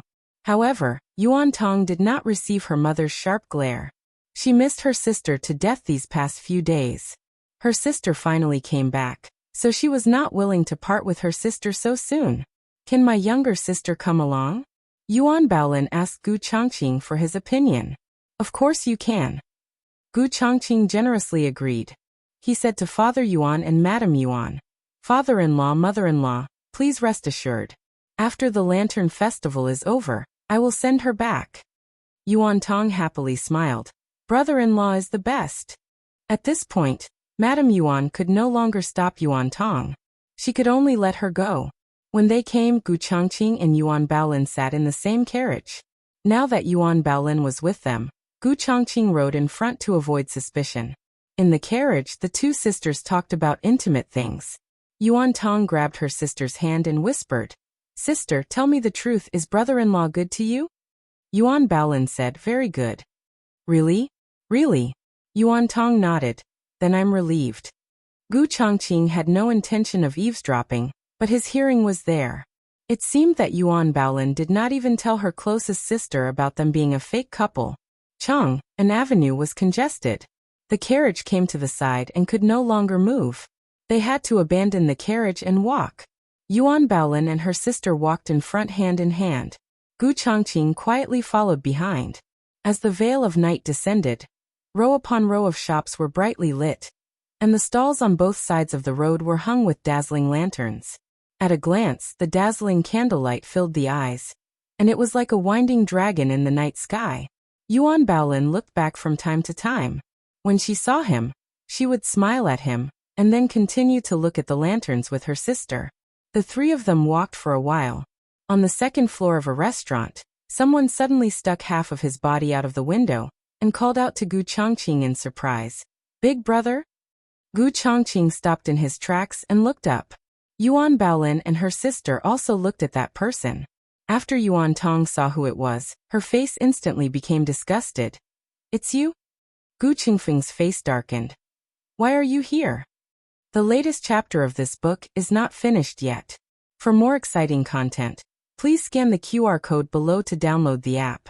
The novel is more complete and updated faster. Millions of novels are free to read. There are novels with connotations that can't be found on the internet here.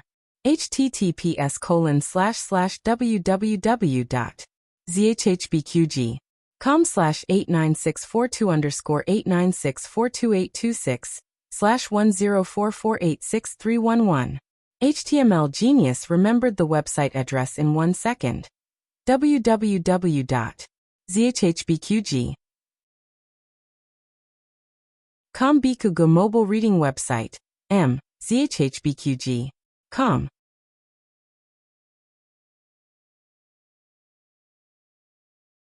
Chapter 958. The latest chapter of this book is not finished yet. For more exciting content, please scan the QR code below to download the app. Novels are updated even faster. Millions of novels are free to read. Novels with connotations that can't be found online are all available here. Yuan Tong raised her head and snorted. I'm accompanying my sister to look at the lanterns. Why can't I be here? Gu Qingfeng's gaze fell on Yuan Baolin's face, and he politely greeted. Sister-in-law. Yuan Baolin smiled. Chengfeng. Come down and greet her, Gu Chongqing said in a low voice. Oh. Gu Chengfeng obediently jumped down from the window and bowed to Yuan Baolin, sister-in-law. Yuan Tong raised her chin and smiled somewhat proudly. Humph. Gu Chengfeng glanced at her and sneered. I didn't greet you again. Gu Chongqing's elder brother Aura was fully released. How can you say that? Gu Chengfeng pursed his lips. Yuan Baolin tried to smooth things over. Chengfeng, are you also here to look at the lanterns? Do you want to join us? Gu Chengfeng's eyes flashed. He wasn't here to look at the lanterns. He was here to carry out a mission. After leaving the capital for many days, the younger generation had risen. If he didn't do something, his position as the #1 thief would be lost. Yuan Baolin saw his hesitation and said generously, If you have something to do, you can go first. Gu Chongqing looked at him coldly. It was as if he was saying, This is your sister-in-law's first time inviting you. Don't you dare refuse. He could pretend to be husband and wife with Yuan Baolin, but that was based on the premise of respect. He wouldn't let Yuan Baolin be treated coldly. Moreover, he broke the promise and let her down first, so he couldn't let her be wronged. After the tacit understanding between the brothers, Gu Chengfeng smiled. I'm fine. I was just thinking, sister-in-law and brother rarely come out. Will I disturb you if I stay here? Yuan Baolin smiled. No, Tonger is here too. Sister, I don't want to. Before Yuan Tong could finish her sentence, Yuan Baolin shot her a dagger-style glare and swallowed her words back. Okay. She reluctantly agreed. The group of people walked forward. Today's lantern festival was very lively. There were people selling lanterns, fighting stages, and even street performers doing acrobatics. In the open space in front of a rice shop, a bare-chested man was holding a sword in one hand and a jug of wine in the other. He raised his head and drank a mouthful of wine without restraint. Then he suddenly raised his head and spat it out. The people who didn't know the truth thought that he was spitting out wine, but they didn't know that he was actually spitting out a long tongue of fire. The crowd exclaimed in surprise. Yuan Tong also clapped her hands in excitement. Gu Chengfeng shook his head. Childish. If that girl was here, she would have seen through the trick. The four of them continued to look at the lanterns. During this time, a small incident occurred. It was that the performer accidentally spat out the flame onto a pedestrian. The pedestrian fled in panic and knocked down the stage they built. The stage fell towards the crowd and was about to hit Yuan Baolin. Gu Chongqing quickly stepped forward and hugged Yuan Baolin. He used his qinggong to bring her away. Sister. Almost at the same time, Yuan Tong also went to save her sister. However, the second stage also fell. Unfortunately, she also fell. Gu Chengfeng frowned. He stepped forward and kicked the stage back. He stood in front of Yuan Tong like a hero. Yuan Tong was still in shock as she looked at his back. Her heart suddenly thumped hard. Gu Chongqing placed Yuan Baolin safely on the side of the street. Wait for me here. Then they went to the scene of the accident. The brothers saved people and put out the fire. When the soldiers heard the news and rushed over, the chaos had almost subsided. Yuan Tong was frightened. Gu Chongqing and Yuan Baolin first sent her back. Gu Chengfeng stayed at the scene to assist in the investigation. In the carriage, Yuan Tong leaned into her sister's arms. Her face was pale. It was obvious that she was frightened. The characters of the two sisters were like this. Yuan Tong looked fierce, but was actually more timid. Yuan Baolin looked quiet, but her heart was calmer and stronger than the average person. Yuan Baolin hugged her sister's shoulder and comforted her. When we go back, I will tell mother. You can sleep with mother for the next 2 nights. Then father will blame me again. If she slept with her mother, her father would have to sleep in the study. Yuan Baolin laughed. Aren't you too timid to sleep? Who said I am timid? Yuan Tong snorted without confidence. She thought of something and stammered. Sister, I have something to ask you. Go ahead, Yuan Baolin said. Yuan Tong's eyes flashed. Brother-in-law's younger brother. Is he going to get married soon? I see that he is not young anymore. I don't know what kind of girl he will marry, and if she is easy to get along with. In the future, You will have to ask her to be your sister-in-law. Yuan Baolin smiled. You are so concerned about me? Yuan Tong said without hesitation. You are my sister. After returning from the Yuan family and entering the new house, Yuan Baolin told Gu Changqing about Gu Qingfeng. Has Chengfeng's marriage been settled? Gu Qingfeng was not young anymore. If it was not for the fact that he was still single, Gu Chengfeng and Gu Qinglin would have been urged to get married. But now that he was married, Gu Qingfeng's marriage should indeed be put on the agenda. Gu Changqing said. I will ask mother another day. Yuan Baolin asked. What I mean is, does he have a sweetheart? Sweetheart? Gu Changqing frowned. I will go ask. At night, Gu Qingfeng returned from a robbery and was in a good mood.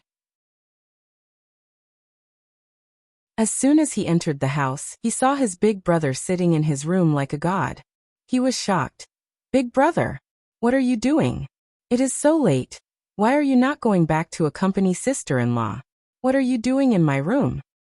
I have something important to ask you, Gu Changqing said. Could it be that he had caught evidence of him being a thief again? Impossible, he was so careful. Gu Qingfeng suppressed his doubts and walked towards his big brother without a change in expression. Big brother, what is so urgent that you have to ask me in the middle of the night? Gu Changqing said. There is no hurry. Your sister-in-law wants to know, so I came.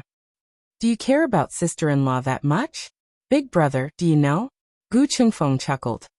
Big brother, you came just because sister-in-law asked you to. Did you really have a fake marriage with her? Gu Changqing's face darkened. Gu Qingfeng realized that he had spilled the beans and hurriedly covered his mouth with his hand. How did you know? Gu Changqing asked coldly. Gu Qingfeng had kicked an iron plate. He braced himself and said, I just accidentally saw your agreement document in your study. Gu Changqing looked at him suspiciously. I hid it so well. Gu Qingfeng mumbled vaguely. Isn't that the thief Fei Shuang? No matter how well you hid it, I can still find it for you. He felt his big brother's death stare and his body shook. He said seriously, that is not the main point. The main point is that I will definitely keep my mouth shut for big brother. What was done could not be undone. Gu Changqing could not erase this part of his memory. He could only threaten. If you dare to say half a word, I will break your legs. Gu Qingfeng pursed his lips. Because of you, I almost forgot about the important matter. Gu Changqing held his forehead in annoyance. Your sister-in-law wants to know if you have someone you like. Gu Qingfeng sat down on the chair next to his big brother. What? Does sister-in-law want to arrange a marriage for me? Gu Changqing said. Let's assume so. If you don't have any objections.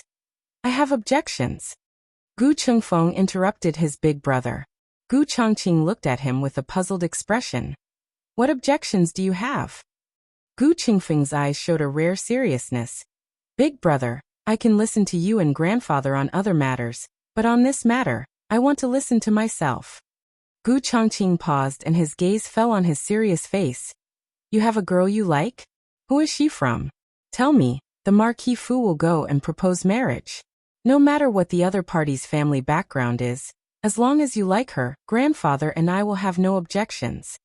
Gu Qingfeng lowered his eyes and said in a low voice, Big brother, I do have someone I like, but this feeling, I can't say it out loud for the rest of my life. You.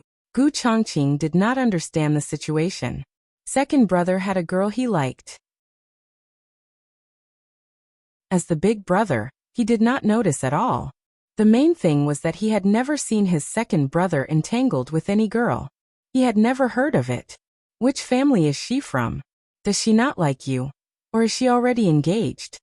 Gu Changqing asked. Big brother, don't ask anymore. Gu Qingfeng raised his head and smiled as if nothing had happened. Anyway, I don't need to inherit the family business.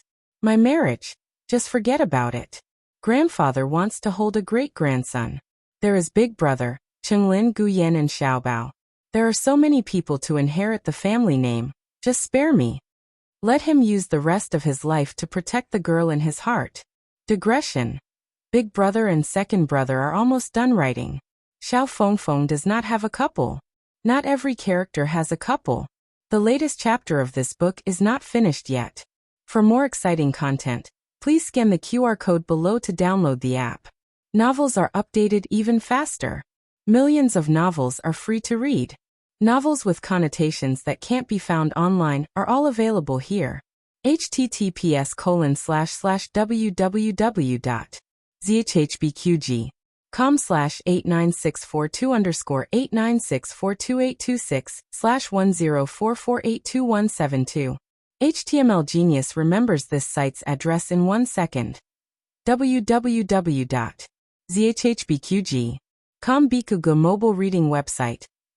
zhbqg.com.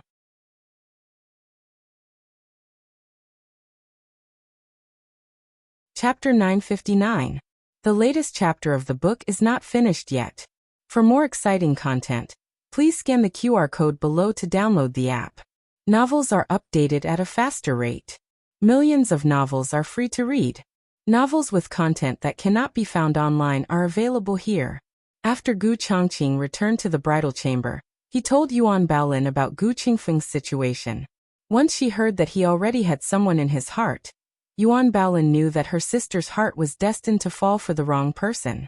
She never suspected that the person in his heart was Yuan Tong, because if it was Yuan Tong, there was no problem of him not being able to declare it. Yuan Baolin's experience as a storyteller told her that Gu Qingfeng must have fallen for someone he should not have. She was very curious, but she would not pry into her brother-in-law's privacy. At night, Gu Xiaobao came over. He was still young and could not leave his mother, so Madame Yao brought him over when she was staying in the residence. Usually he would have gone to bed by this time, but today he slept too much during the day and could not fall asleep, so he came to find his elder brother and sister-in-law. Sister-in-law, I want to see you perform magic. The 2.5-year-old Gu Xiaobao said clearly. On the day of the wedding, Yuan Baolin showed Gu Xiaobao a few small tricks. Gu Xiaobao liked it very much, as he felt that his sister-in-law was better than his elder brother. Okay. Yuan Baolin agreed happily. She took out some small props from her small makeup box and started to perform magic for Gu Xiaobao. The two of them sat cross-legged on the bed. She first showed her hands to Gu Xiaobao. There's nothing, right? Yes. Gu Xiaobao nodded. She snapped her fingers behind Gu Xiaobao's ear, and when she brought her hands in front of Gu Xiaobao, there was a copper coin between her fingers. Gu Xiaobao exclaimed, "Wow!" Gu Chongqing did not have much to do, so he watched from the side to pass the time. The scene of Gu Xiaobao and his sister-in-law getting along was very harmonious, as if they were a real family. Gu Qinglin and Gu Qingfeng lived in the same courtyard, and there was always the sound of them fooling around. He had always lived alone, and the courtyard was especially cold and cheerless. He could only feel the warmth of a home in Jadewater Alley. However, at this moment, for some reason, he suddenly felt a sense of belonging. Yuan Baolin performed a flower blooming out of thin air for Gu Xiaobao. Gu Xiaobao was holding an empty box, but when he opened it after shaking it, there was a beautiful flower inside. Yuan Baolin smiled and said, "This is the flower that Xiaobao conjured using magic." Gu Xiaobao was so excited that he took a few steps back. He opened his arms and patted his chest. Wow, Xiaobao is amazing. He hadn't done this childish act for half a year. He had a lot of fun. A child's drowsiness came at a whim. After a bout of laughter, Gu Xiaobao fell backward and fell asleep. Yuan Baolin, who had never raised a child before, was so scared that she thought she had played with Gu Chongqing's little brother until he fainted. Gu Chongqing doesn't know whether to laugh or cry at her look as if she has been struck by lightning. It's okay. He's just asleep. I'll take him back. Ah, okay. Yuan Baolin wiped away her cold sweat. She was scared to death. Gu Chongqing carried the sleeping Gu Xiaobao back to Yaoshi's courtyard. When he returned, Yuan Baolin was still awake. She was sitting at the table with a document in her hand. He walked over and recognized that it was their prenuptial agreement. He looked at the agreement on the table and frowned. Yuan Baolin saw the shadow on the floor and turned to him. "You're back. Are you free? I have some things to discuss with you." "I'm free." Gu Chongqing sat down opposite her. Yuan Baolin looked at the document on the table and said, "It's this agreement. I read it carefully just now and feel that we drafted it too hastily. There are many areas that we didn't consider. Of course, this isn't your problem, nor is it mine. We haven't been married before and can't predict all kinds of unexpected situations after marriage. At the mention of unexpected situations, Gu Chongqing thought of that indescribable wedding night. As the enchanting scene flashed through his mind, the blood and qi in his body surged. He couldn't think about it. They were just a fake couple. If he thought about such things, it would be blasphemous to Yuan Baolin. He forced himself to calm down and looked at Yuan Baolin. So you mean, she was going to divorce him? Because he was too much of a beast and didn't abide by the agreement, their cooperation would end here? Yuan Baolin looked at the agreement and said, I'm thinking if we should draft a new agreement and clarify some of the general areas. Gu Chongqing, anything is fine. Yuan Baolin looked at him and said, you don't have to agree so quickly. Listen to the details first. Gu Chongqing said calmly, go ahead. The first item, the original agreement was that either party could propose a divorce at any time. But that day, you said that you wouldn't mention it again. Yes, only you can bring this up. He had touched her and violated their agreement, so his rights should be revoked. Yuan Baolin picked up the brush and dipped it in the inkstone. Then I'll write it down. Okay. Gu Chongqing said. After Yuan Baolin finished writing, she continued to read. There's no problem with the second and third items, but the fourth item. Cooperate with each other to the best of your ability and create a harmonious image of a married couple, but do not make excessive demands of each other. We didn't say what kind of demands would be considered excessive at the time. As long as I can do it, you can propose it.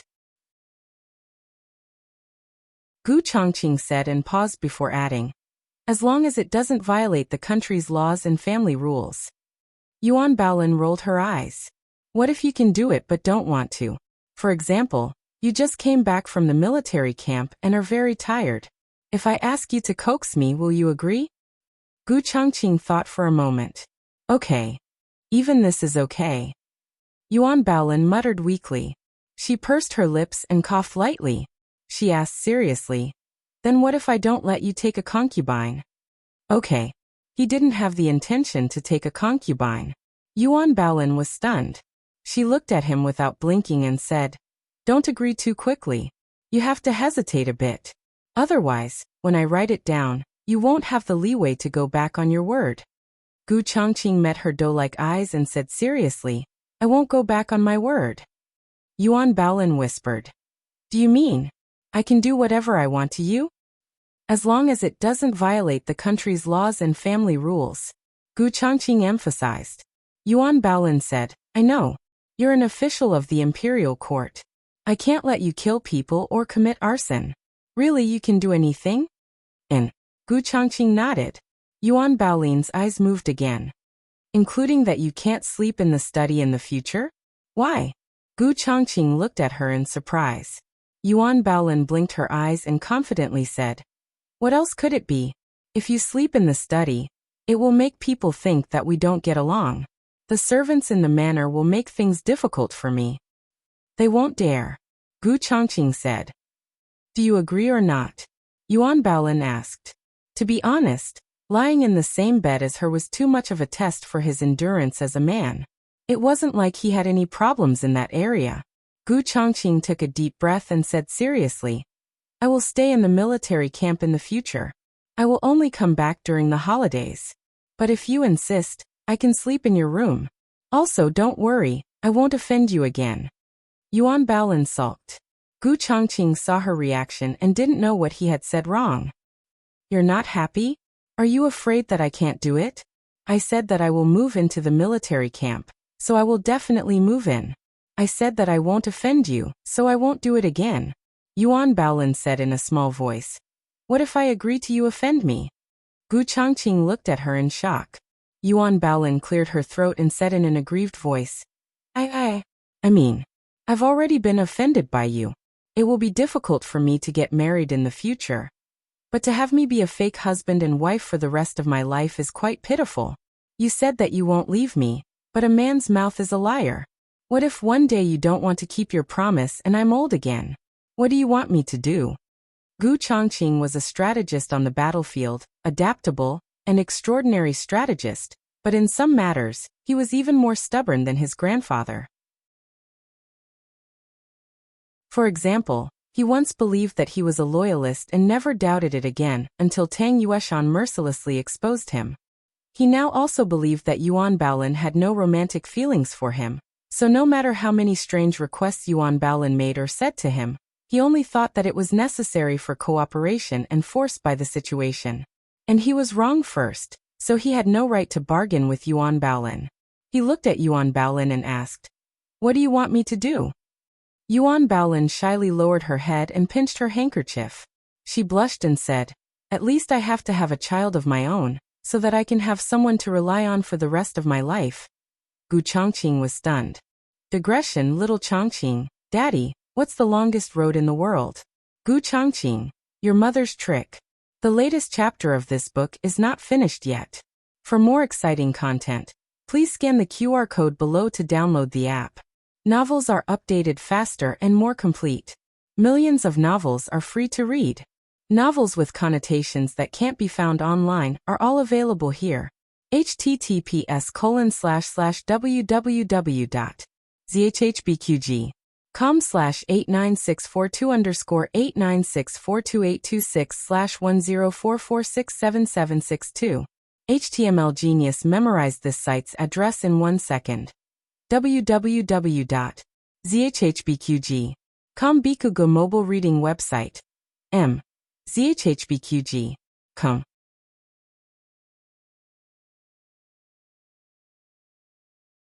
Chapter 960. The latest chapter of this book is not finished. For more exciting content, please scan the QR code below to download the app. The novels are updated even faster. Millions of novels are read for free. Novels with content that cannot be found online are all available here. Ever since Xiao Heng took over the cabinet, he had always done things in a high-profile manner and kept a low profile. He saved as much as he could and never put on airs. But today, for the first time, the Grand Secretary was going to call them one by one into his room for a talk. The 2 secondary assistants, 3 cabinet scholars, and a number of Hall of Governmental Affairs officials all looked at each other as they gathered outside the Grand Secretary's intermediate hall. They didn't understand what was going on today. Did we do something recently that has been used against us? Lu Sifu asked. He had originally been Grand Teacher Zhuang's trusted aide. After Grand Teacher Zhuang was defeated, he abandoned the dark for the light and expressed his sincerity to the emperor. The other secondary assistant surnamed Zhang was removed from his position and investigated because the circumstances were serious. The person who replaced him was surnamed Wu and was selected from the cabinet scholars. Wu Sifu pondered and said, "We haven't done anything recently. Did the Grand Secretary discover that I promoted my own relative?" When the water was too clear, there would be no fish. No dynasty could guarantee that the officials under them were absolutely clean. At most, these people had some petty thoughts and couldn't be considered vermin of the country. Xiao Heng usually opened one eye and turned a blind eye. As long as it wasn't too excessive, he basically didn't interfere. Since the 2 cabinet elders don't understand the situation, then we. The person speaking was the scholar of Wuying Palace, surnamed Kong. There were a total of 6 Grand Secretaries in the cabinet. Only the Grand Secretary and the 2 Vice Secretaries were qualified to be called Cabinet Elder. The other 3 Grand Secretaries from Wuying Palace, Wenyuan Pavilion and East Pavilion could only be called Junior Cabinet Elder. Yes. Yes. The scholars of the Imperial Library and the East Pavilion sighed and nodded. Lu Sifa said, "Don't worry, the Grand Secretary is not a temperamental person. Presumably, he called us here today to ask about the recent official business." Wu Sifu hurriedly said, That's right. Ever since the Prime Minister's family took office, they have never really been angry with us. Even if something went wrong in our daily life, they would only lightly remind us. Today, maybe something good will happen." "That would be best," Scholar Kong said. Not long after, the assistant secretary came out and called Lu Sifu in. Lu Sifu said that he wasn't worried, but when he was really called, his face turned pale. For some reason, he felt that today's posture was too formal. Did something really happen? Was the Grand Secretary going to nurture his own people? Have them privately hand over their allegiance to him? If he didn't submit to the Grand Secretary, would he be secretly and mercilessly eradicated by the Grand Secretary? He braced himself and entered the Grand Secretary's study. Xiao Heng was sitting in the chair behind the desk. He was the youngest Grand Secretary in the history of the Zhao nation. He was the embodiment of what it meant to be young and accomplished. At the age of 13, he became the Chancellor of the Imperial College. Later, he was assassinated and left to live among the commoners. However, at the age of 18, he returned to the capital as a top scorer. At the age of 19, he became the Grand Secretary of the Imperial College. This was the legend of the Zhao country, and would definitely be recorded in the history books. This lowly official greets my lord. Lu Sifu did not dare to be disrespectful just because the other party was young. Lu Sifu was stunned when he heard a childish voice beside Xiao Heng. His nose was not very good, and did not smell the milky fragrance in the room. However, he was not deaf. He gathered his courage and looked beside the Grand Secretary. Oh my God! 2 babies. Xiao Tsong and Xiao Yin were lying side by side in a cradle by the table. The weather was not so cold, and they were no longer wrapped in swaddling clothes. Xiao Tsong was a quiet and handsome young man as usual. Xiao Yin was eating her hands. The childish voice just now was from her. Are they my lord's little daughter and son? He asked in a daze. Xiao Heng responded indifferently. His expression was very proud. Lu Sifu was stunned. What was going on? You came on duty and brought the babies with you? So why did you ask me to come to your study? Xiao Heng glanced at the secretary beside him. The secretary understood and walked forward with 2 red eggs. He said to Lu Sifu amiably, My lord, these are the red eggs for you. Lu Sifu? He had seen people giving out eggs 2 days after giving birth. But had he seen people still giving out red eggs 2 months after giving birth? Xiao Heng said without changing his expression. It's mainly because I forgot to give them last time. This time, I will make it up to you. Lu Sifu, after all this time, you just want to give out red eggs? You should have said so earlier. Look at how scared everyone is. Are they cute? Xiao Heng asked seriously. Cute. Lu Sifu was about to doubt his life. It was not enough for your father to show off his daughter, and now you want to show off your twins? What is wrong with your family? The second person to be called in was Wu Sifu. He also liked to give out 2 red eggs and praise the twins with a basket of auspicious words. He could not be the same as Lu Sifu's. The Grand Secretaries of the Imperial Cabinet were subjected to the first literary examination of the year, praising the twins in fancy ways. Gu Chongqing's marriage came to an end. Gu Jiao planned to set off for Dark Night Island. Xiao Heng would go with her, and Duke Onguo would also return to the Yan Kingdom. Their plan was to stay in Xingdu for a while. Gu Jiao and Xiao Heng only needed to cross the ice fields before the extreme weather in October. The only problem in front of them now was that the 2 children were too young. Could they adapt to such an intense journey? Princess residence. The whole family sat in Princess Xinyang's room. Princess Xinyang said, It rains a lot in April, so it's not suitable to travel by water. You can only travel by land. It's too bumpy to take a carriage. Yan and Song are only 2 months old. Gu Jiao was silent. This was indeed a very realistic problem. It was too hard for 2-month-old children to take a carriage. Especially in the Yan Kingdom. The weather was hot. May was like midsummer. Being cooped up in a carriage all day was as scary as being placed in a steamer. Xiao Ji had always been very good at raising children. This time he agreed with Qin Fengwan's worries. It was too torturous to let such young twins travel. Princess Xinyang looked at Gu Jiao and Xiao Heng and said, You can either wait until the children are older and go next year. Or you can leave the children here. I'll take good care of them. Her godfather's bones were still buried on Dark Night Island. Gu Jiao had already waited for a year. She couldn't let herself wait for a second year. Besides, even if the twins were a year older, they were still not suitable for a long journey. Gu Jiao looked at Xiao Heng. Xiao Heng said softly, You decide. Gu Jiao said, Then let's leave the children in the capital. Xiao Heng held her hand. You won't miss them? Gu Jiao thought for a moment. I'm fine. What about you? Xiaoheng stroked her hair and said calmly, Of course I'm fine. Once they returned to Lanting Courtyard, Xiaoheng went into his room and locked the door. He hugged the twins and didn't let go, his eyes red. They had prepared everything for the trip several months ago, so they could set off at any time. The two first entered the palace to bid farewell to their grandaunt. It was true that their grandaunt hoped to keep them by her side forever, but the children had grown up. They had to go out to explore and complete their own life's mission. What she needed to do was to guard their home and wait for their return each time. After leaving the imperial palace, the young couple went to Jade Water Alley and Marquis Ding An's manor to bid farewell. By the time they returned to the princess residence, it was already dark.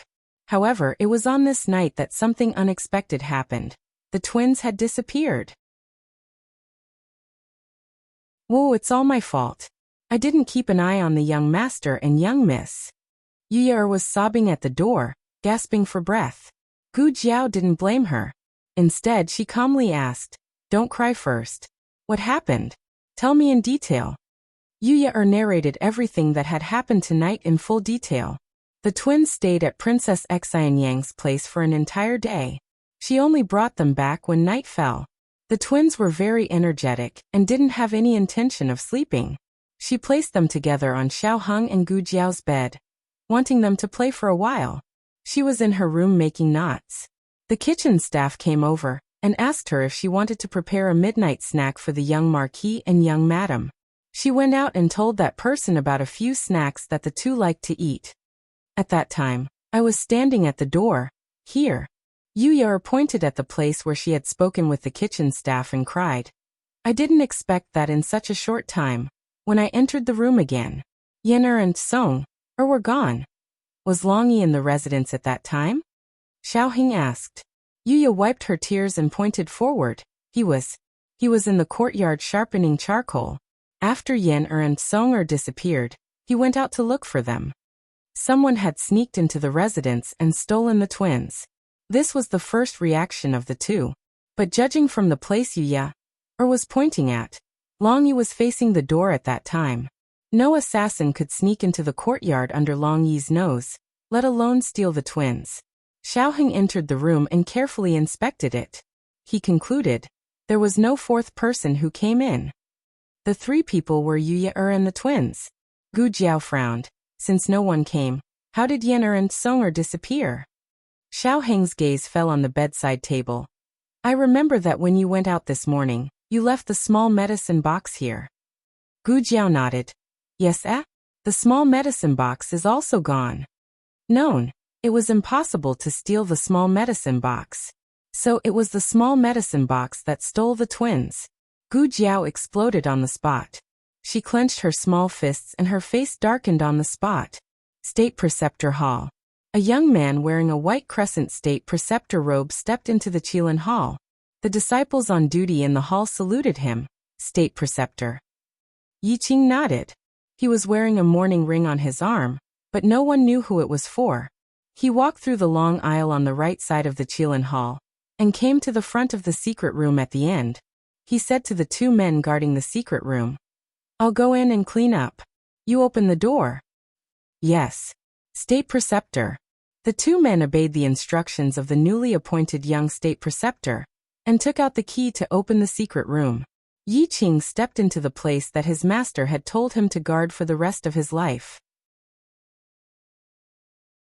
However, as soon as he lit up the oil lamp, he saw that the place that was supposed to be empty was actually filled with two adorable little babies.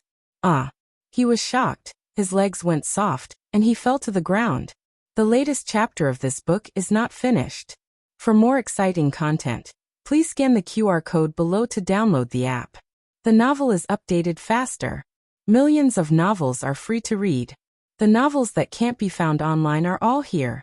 https://www.zhhbqg.com/89642_8964226/10446423. HTML Genius remembered the address of this site in a second.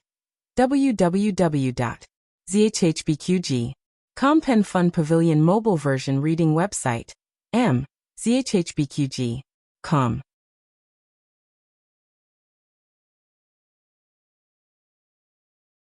Chapter 961. The latest chapter of this book is not finished yet. For more exciting content, please scan the QR code below to download the app. Novels are updated faster. Millions of novels are free to read. Novels that can't be found online are all here. After Shang Guanyin ascended the throne, she changed the name of the emperor's bedroom to Fenglin Palace.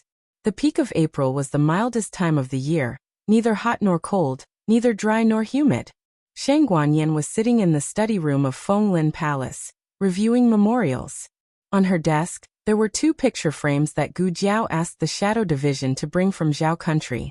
Inside there were portraits of twins. Every time she was mentally and physically exhausted by the matters of the imperial court, she only needed to look at the portraits of the twins to feel all of her fatigue vanish into thin air. She looked at the twins, and her eyes flashed with a touch of doting and longing. She was born for so long, but she still hasn't seen the 2 little guys. She heard that Jiao Jiao and Aheng were coming to Yan country, but the twins were still small and couldn't stand the long distance.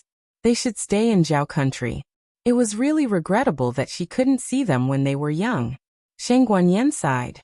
Suddenly, Wu Cixi walked in with small steps and bowed. "Your Majesty." Shang Guanyin looked at his expression and knew that someone else came. She helplessly said, "Who is it this time?" The beauties in the harem were really restless. Every night, they would make all kinds of chance encounters, or they would recommend themselves to the bed. When she was the Empress Dowager, she thought that only women were difficult to deal with. When she became the emperor, she found that men were enchanting and there was basically nothing for women to do. There were a few little demons who looked very attractive. Wu Cixi smiled and said, "It's State Preceptor." Shang Guanyin's pen movement paused. "Yi Qing?" A quarter of an hour later, Yi Qing came to Shang Guanyin's study with a baby in his left hand and a baby in his right hand. Those who knew said that he had something to do, but those who didn't know thought that he brought the baby to the door and called Shang Guanyin to be responsible for him and the baby. Everyone in Fenglin Palace was dumbfounded. No wonder Her Majesty was indifferent to all kinds of handsome men in the harem. It turned out that State Preceptor Yi, this coquettish bitch, got there first. "Yi Qing, what are you doing?" Shang Guanyin expressed that she was also very confused. In the middle of the night, a man came looking for her with a child, and even showed an indescribable expression. No matter how she thought about it, it was so scary. "I won't really do anything to you, right? You gave birth to the child? You went to the Dark Night Island and didn't come back for so long. Were you hiding for 10 months to give birth alone?" Shang Guanyin's mind flashed with an absurd conjecture, and she couldn't help but be shocked. She shook her head like a rattledrum, waiting for Yi Qing to give her a reasonable explanation. Yi Qing gently put the child on the table, took out the small medicine box from the basket, and put it on the table. Then Shang Guanyin was dumbfounded again. First of all, she had a portrait of the twins. She looked at it day and night, and had long imprinted their appearance in her mind. Of course, there was a difference between a portrait and a real person, but the difference between people was not that big. 2 little guys. One was a replica of little Jiao Jiao, and the other was a replica of little Aheng. They were the biological ones, right? Looking at the small medicine box again, it was clearly Gu Jiao's. There was no mistake, right? Jiao Jiao and Aheng came? Shang Guanyin excitedly asked. Yi Qing was scared. He hated that half of his soul had not returned to his body. He expressionlessly said, "No, only the 2 of them came." Shang Guanyin, Zhao country, Princess's manor. Gu Jiao's murderous aura filled the entire manor. Even Xiaoheng did not dare to provoke her. Her small fists were clenched. "I think you want to be chopped up and burned as firewood." There was no need to guess where the small medicine box took the child. The State Teacher Hall's operating room, but a pack of spicy strips. She was not worried that no one would find out. The operating room was guarded by death soldiers. When the child cried inside, Yi Qing would be called. This small medicine box is getting more and more naughty, and its ability is getting bigger and bigger. Clearly, it could only teleport itself in the past, but now it can carry the twins. Does this mean that its energy is also recovering little by little? The reason for this doubt was that Gu Jiao began to suspect a long time ago that tearing space was not an easy task for the small medicine box. It may consume all of its energy. This was probably why she had seen a small, tattered medicine box when she had first arrived. Gu Jiao rested her chin on her hands and muttered. So, what is the origin of the small medicine box? How many surprises will there be after it recovers to 100%? Oh, it could also be a scare. Because the twins set off early, the original departure 3 days later was changed to early morning. Mother, don't worry about me too much, I will soon. Xiao Heng had not finished his reluctant farewell when Princess Xianyang threw his bag into the carriage. When you return to Zhao country, remember to bring Yan and Song back. Xiao Heng, am I still the most beloved son in your heart? So love will disappear, right? On the other side, Chang Kuan and Chang Jing also planned to set off. Chang Kuan and Marquis Xianping fought. The reason was that Marquis Xianping asked Chang Kuan to bring back the betrothal gifts. He did not have a daughter to marry Chang Jing. Chang Kuan said that the Dark Night Island did not mind waiting for Xiao Yi to grow up. Then he was beaten by Marquis Xianping. Chang Kuan limped out with a big bump on his head. His face was bruised and swollen as he said to Chang Jing, "Your father, I for your marriage. I didn't even fight back." Chang Jing said unjustly, "I didn't say I was going to marry her, didn't I lie to you? I just wanted to leave the island." The next second, Chang Jing was also beaten. After growing up, he finally got beaten by his old father. The father and son sat face to face in the carriage, each holding a piece of ice wrapped in a handkerchief and sticking it to their swollen faces. Xiao Yi, who was 1 year and 4 months old, was held in Princess Xianyang's arms. She waved goodbye to them. "Uncle Chang Chang, see you. Brother Chang Chang Jing, see you." She wanted to say goodbye, but she was still young and could not express herself properly. The two of them also waved goodbye to her. Xiao Yi liked Chang Jing very much, but Chang Jing was too ugly after being beaten up. Xiao Yi cried because of his ugliness. Not long after, Duke An's carriage also arrived. Little Jing Kong jumped down from the carriage and clattered onto Gu Jiao's carriage. "Jiao Jiao, I've brought Daddy over." The way he addressed her changed according to how Gu Jiao addressed him. After Gu Jiao called Duke and father, little Jing Kong also changed the way he addressed him. Gu Jiao looked at the handsome little face in front of her and smiled. "Jing Kong is great." "Xiao Heng, haha, you're almost 8 years old. It's shameful to act cute." Xiao Heng asked indifferently, "You're going to the Yen Kingdom too?" Little Jing Kong said with arms akimbo, "Of course I'm going. Where did Jiao Jiao go?" "I'm going there." Xiao Heng said indifferently, "Don't you need to study?" Little Jing Kong said, "You're there." Xiao Heng's mouth twitched. "Don't you need to practice martial arts?" Little Jing Kong spread his hands and smiled. "Long Yi is there." Xiao Heng was speechless. His whole family was full of big shots and had great resources. Little Jing Kong still akimbo and said arrogantly, "Humph! Don't you think you can monopolize Jiao Jiao?" Xiao Heng didn't argue with him but said calmly, "Little Shi." The Horse King rushed over like lightning and made a sharp turn at the gate of the mansion.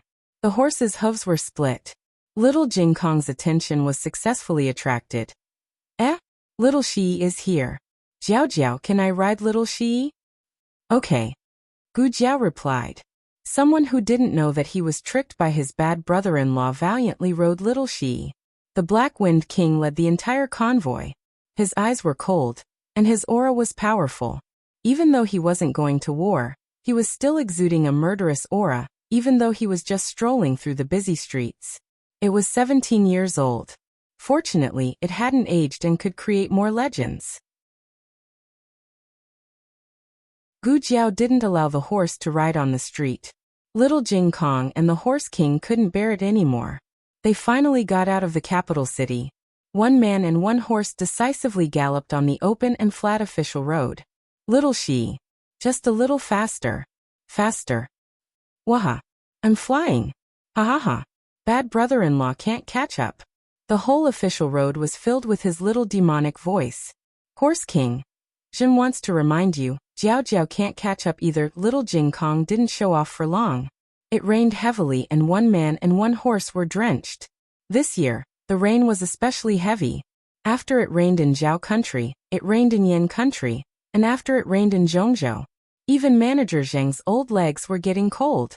Just as the group of people were bitterly rushing on the road, the twins were comfortably lying in Yan country's most magnificent Fenglin palace. They slept on soft and warm mattresses, covered with light and smooth quilts, and enjoyed the super luxurious treatment of 10 wet nurses. It's just that they were used to drinking milk powder and refused to drink breast milk. The wet nurses were only responsible for coaxing them to sleep. Originally, Shangguan Yan and Yi Qing were worried about the children's rations. Who would have thought that Yi Qing accidentally knocked the small medicine box off the table? The small medicine box fell to the ground and spat out a can of milk powder. Then it smacked its lips and spat out 2 milk bottles. The stunned Yi Qing. Digression. At 6 in the evening, after eating a bowl of white rice, a plate of stir-fried pork with vegetables, and 20 Arctic sweet shrimps, I was hungry in less than 2 hours. Oh I want to eat braised pork knuckles. Steaming, soft, and the kind that melts in the mouth. The latest chapter of this book is not finished yet. For more exciting content, please scan the QR code below to download the app. Novels are updated faster. Millions of novels are free to read. Novels that can't be found on the internet are all here. https://www.zhbqg.com/89642_896428226/10444939. HTML Genius memorized this site's address. www.zhbqg.com Bikugo mobile reading website. zhbqg.com.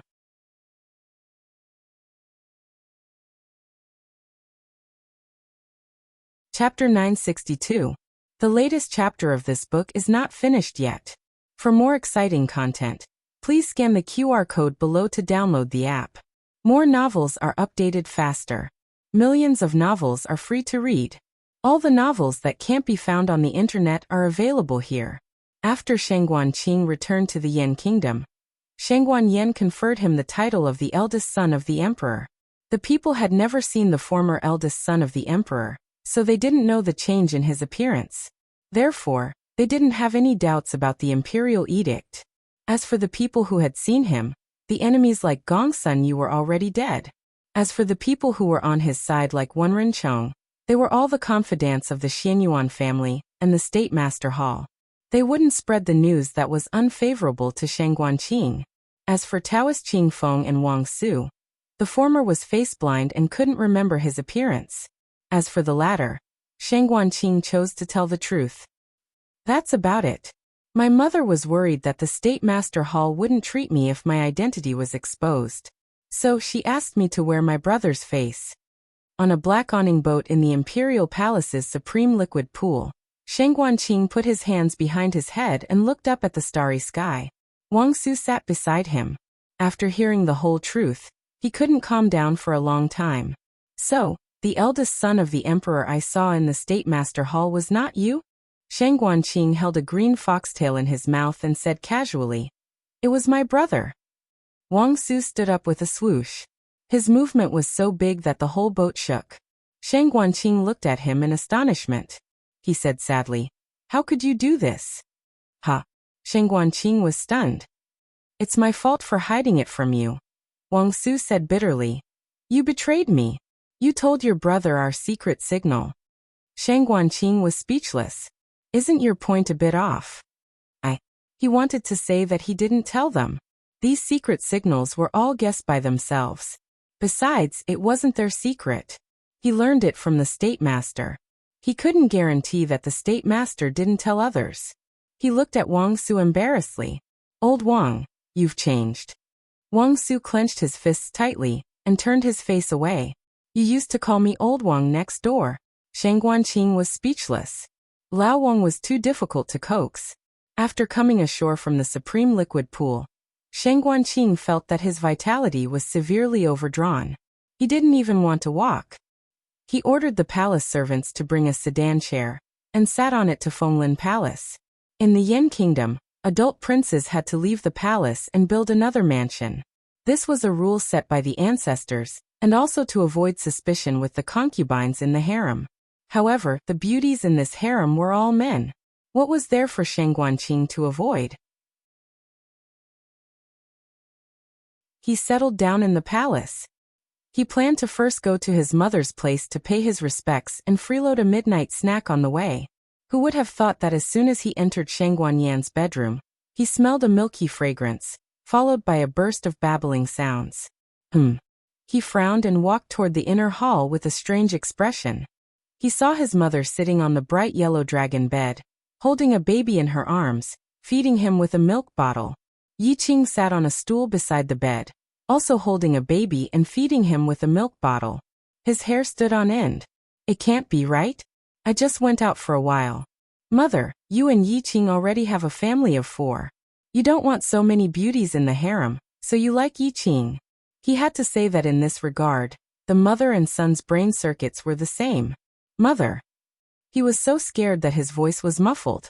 Shang Guanyan smiled at him. Come here and see your little nephew and niece. It turned out that it was not a younger brother or sister, but a nephew and niece. He breathed a sigh of relief and almost thought that Yi Qing had become his father. His little nephew and niece only had a pair of twins, a boy and a girl. He strode over and asked excitedly, Stinky brother is here? Shang Guanyan repeated Yi Qing's words one by one. No, only the 2 of them are here. Shang Guanqing. The dragon and phoenix twins began their life in the great Yen imperial palace.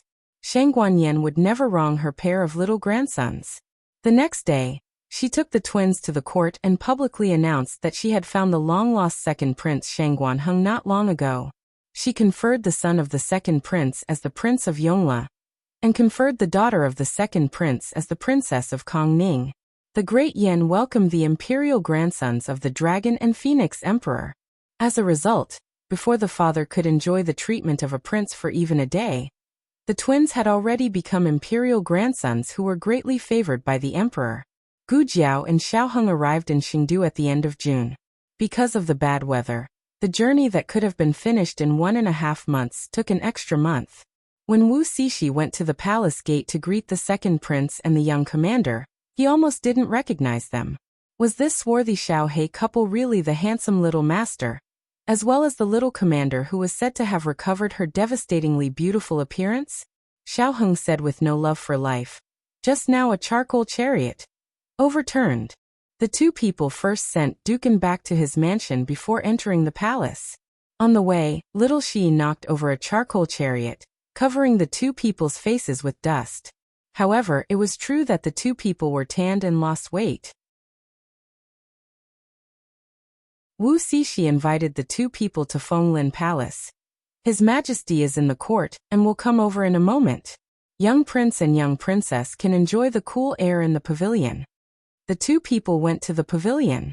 Little Milk Bun was born on the 9th of February. Now he was almost 5 months old. He was white and chubby, and his little arms and legs were like lotus roots.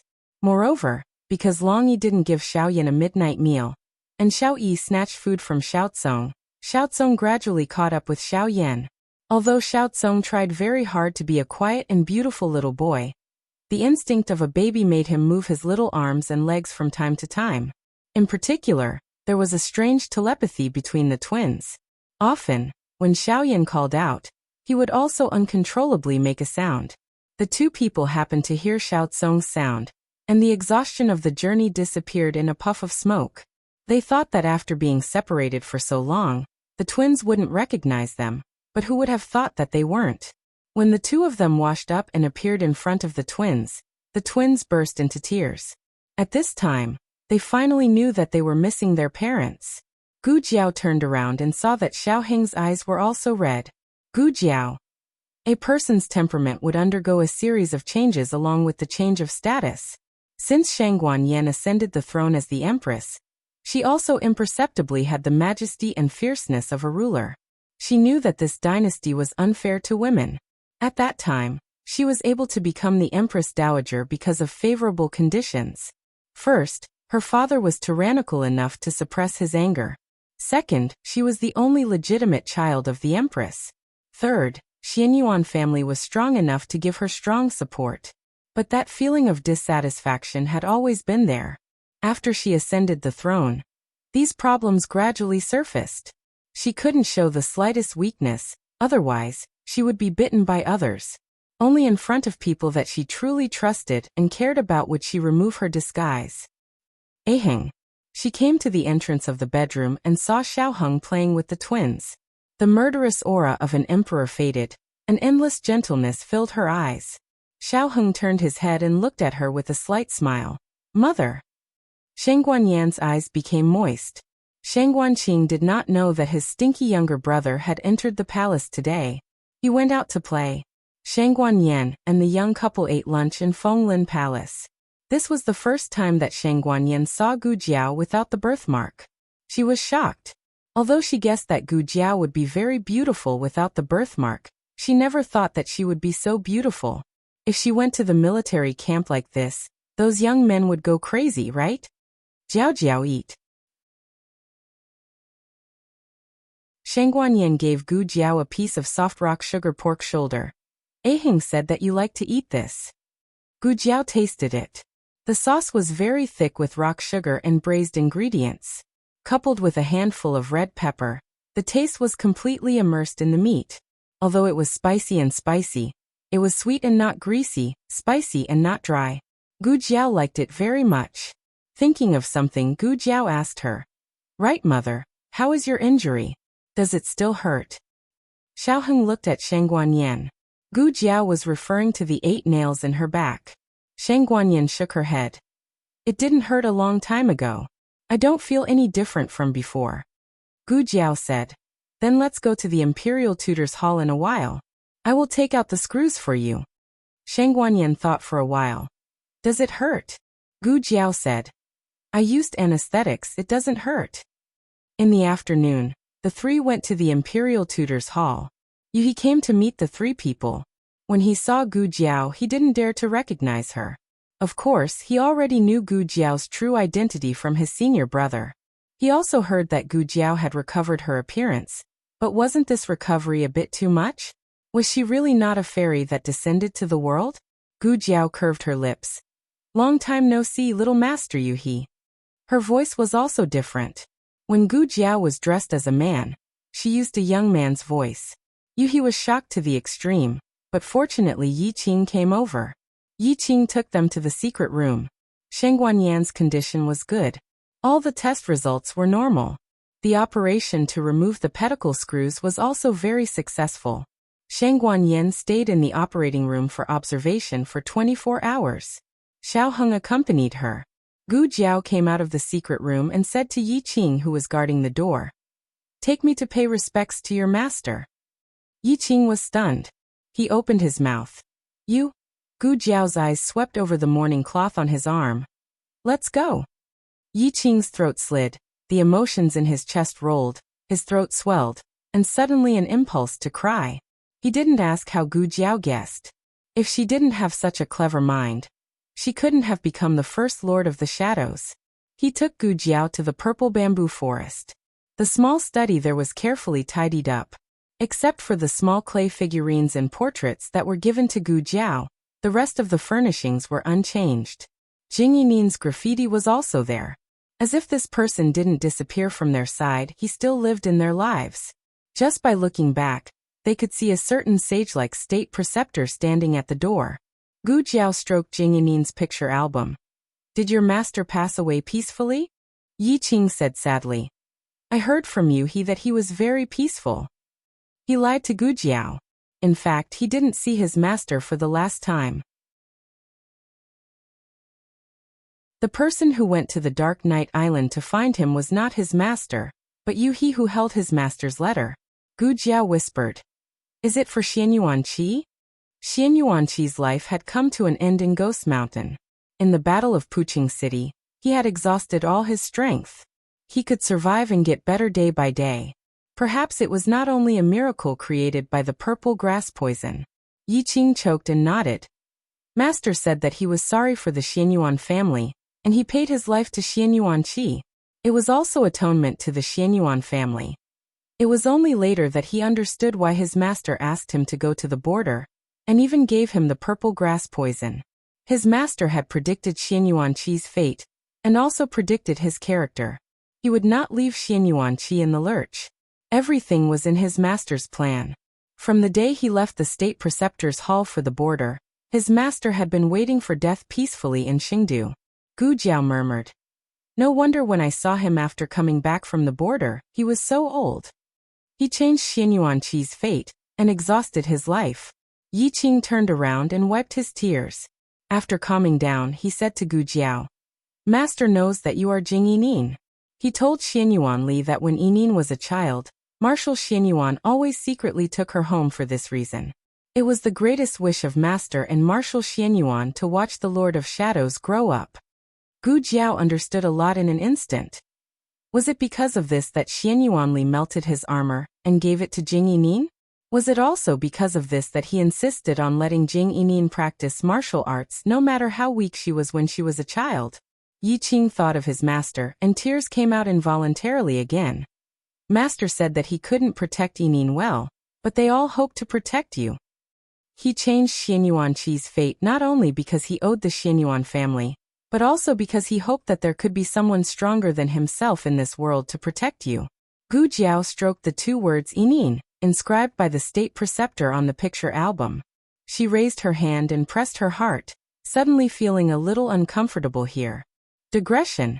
After the state preceptor's explanation, the Dark Knight Island's explanation is also done. Little Jing Kong is about to grow up. Little Jing Kong's length is a little longer, but it is a complete story. I will indicate it in the title. Whose story do you like to read? You can read it according to the title. Yes. I'm not pregnant with a baby. It's autumn, and people's appetite is really strong. The latest chapter of this book is not finished yet.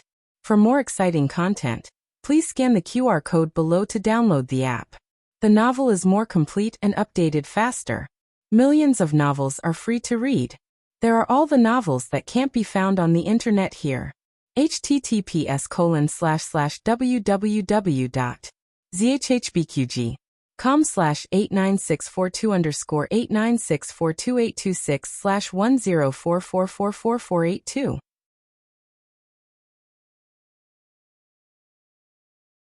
HTML Genius remembers this site's address in a second.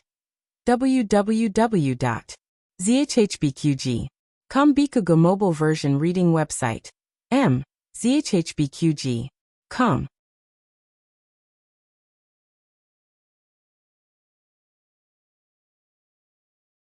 Chapter 963. The latest chapter of this book is not finished yet. For more wonderful content, please scan the QR code below to download the app. Novels are updated faster. Millions of novels are free to read. Novels with connotations that can't be found on the internet are all available here. After paying respects to the state preceptor in the purple bamboo forest, Gu Jiao went to the operating room to check on Shang Guanyan's situation. Shang Guanyan fell asleep. Xiao Heng said that she didn't feel any discomfort, but she was a little hungry. When mother wakes up, she can eat some porridge. Gu Jiao said, and then said, I'll go to Guogongfu. I promised Jing Kong to pick him up tonight. Little Jing Kong and Long Yi accompanied Guogongfu back home. Xiao Heng raised his hand to tidy up the hair on her temples. I'll pick you up later. Okay. Gu Jiao responded and turned out of the operating room. Jiao Jiao. Xiao Heng softly called her. Are you okay? Gu Jiao didn't tell Xiao Heng about the state preceptor, but since Gu Jiao could guess it, Xiao Heng naturally couldn't be unaware.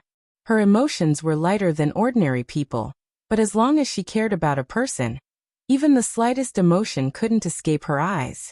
Gu Jiao paused at the door, suddenly turned around, walked in front of him, and put her forehead on his strong chest.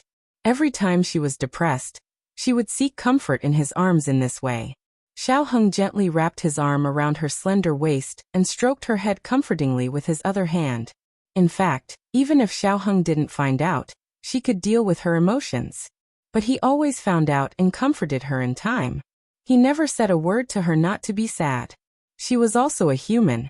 She could be sad. She could be sad. She didn't need to be so strong. Shang Guanyin slept for the whole afternoon, and finally woke up. As soon as she opened her eyes, she saw her son and daughter-in-law hugging each other. She opened her mouth. Well, she was full. She was full of dog food. Xiao Heng hugged Gu Jiao and comforted her. Gu Jiao's forehead was still pressed against his warm and firm chest, a pair of white hands pinching his belt. This was a sign that her mood had improved. "Mother is awake," she whispered. Xiao Heng's eyes flickered and his eyelashes trembled. "I'm leaving." Gu Jiao curled her lips wickedly and turned to leave the operating theater, leaving Xiao Heng alone to face the awkward scene of the bag being grabbed. Gu Jiao rode on Black Wind King's horse. She had also ridden the Black Wind King in Zhao country, but it felt different. The familiar streets, the familiar atmosphere, and the sound of heavy traffic evoked endless memories. The Heavenly Fragrance Academy, the archery tournament, the selection of the Black Wind Cavalry's commander. Everything was still vivid in his mind, as if it had happened yesterday. Gu Jiao patted Black Wind King's neck and said, "Boss, let's go to the Duke's public house." Black Wind King galloped with Gu Jiao on the familiar streets. Its aura was too strong and could easily scare other horses, so it tried to avoid the crowd and walked through empty alleys. When one person and one horse walked halfway, a broken tile suddenly flew in front of them. Seeing that it was about to hit Gu Jiao, Black Wind King turned right and agilely dodged. Then more and more tiles and even hidden weapons came one after another. Someone was fighting. "Where do you think you're going? Today either you die or I die." Gu Jiao frowned. "This voice, boss." She held the reins tightly and her eyes were like torches. Black Wind King, and she had a tacit understanding from the battlefield. It sped up and galloped forward like lightning. It was a dilapidated alley. A third of the wall at the end had collapsed, but it was still taller than a person. Gu Jiao tightened her grip on the horse's belly and lifted it slightly. Black Wind King jumped over the wall. Gu Jiao did not bring the red tasseled spear, but she had other weapons with her. She untied the whip that was wrapped around her waist, and with a wave of her hand, she swung it at the two people who were fighting with each other. The black-clothed man seemed to have the upper hand. He thrust his sword at the veiled woman on the ground. But before he knew it, his wrist holding the sword was suddenly grabbed by a powerful force. He was shocked and turned his head to look. Black Wind King raised its front hooves and stomped on him. He tried to pull the owner of the whip off the horse, but he obviously did not have the strength to do so. He could only choose to dodge to the side. On the surface, it looked like he had dodged the attack. However, Gu Jiao pulled with a backhand motion, sending him flying into the air and slamming him against the thick wall.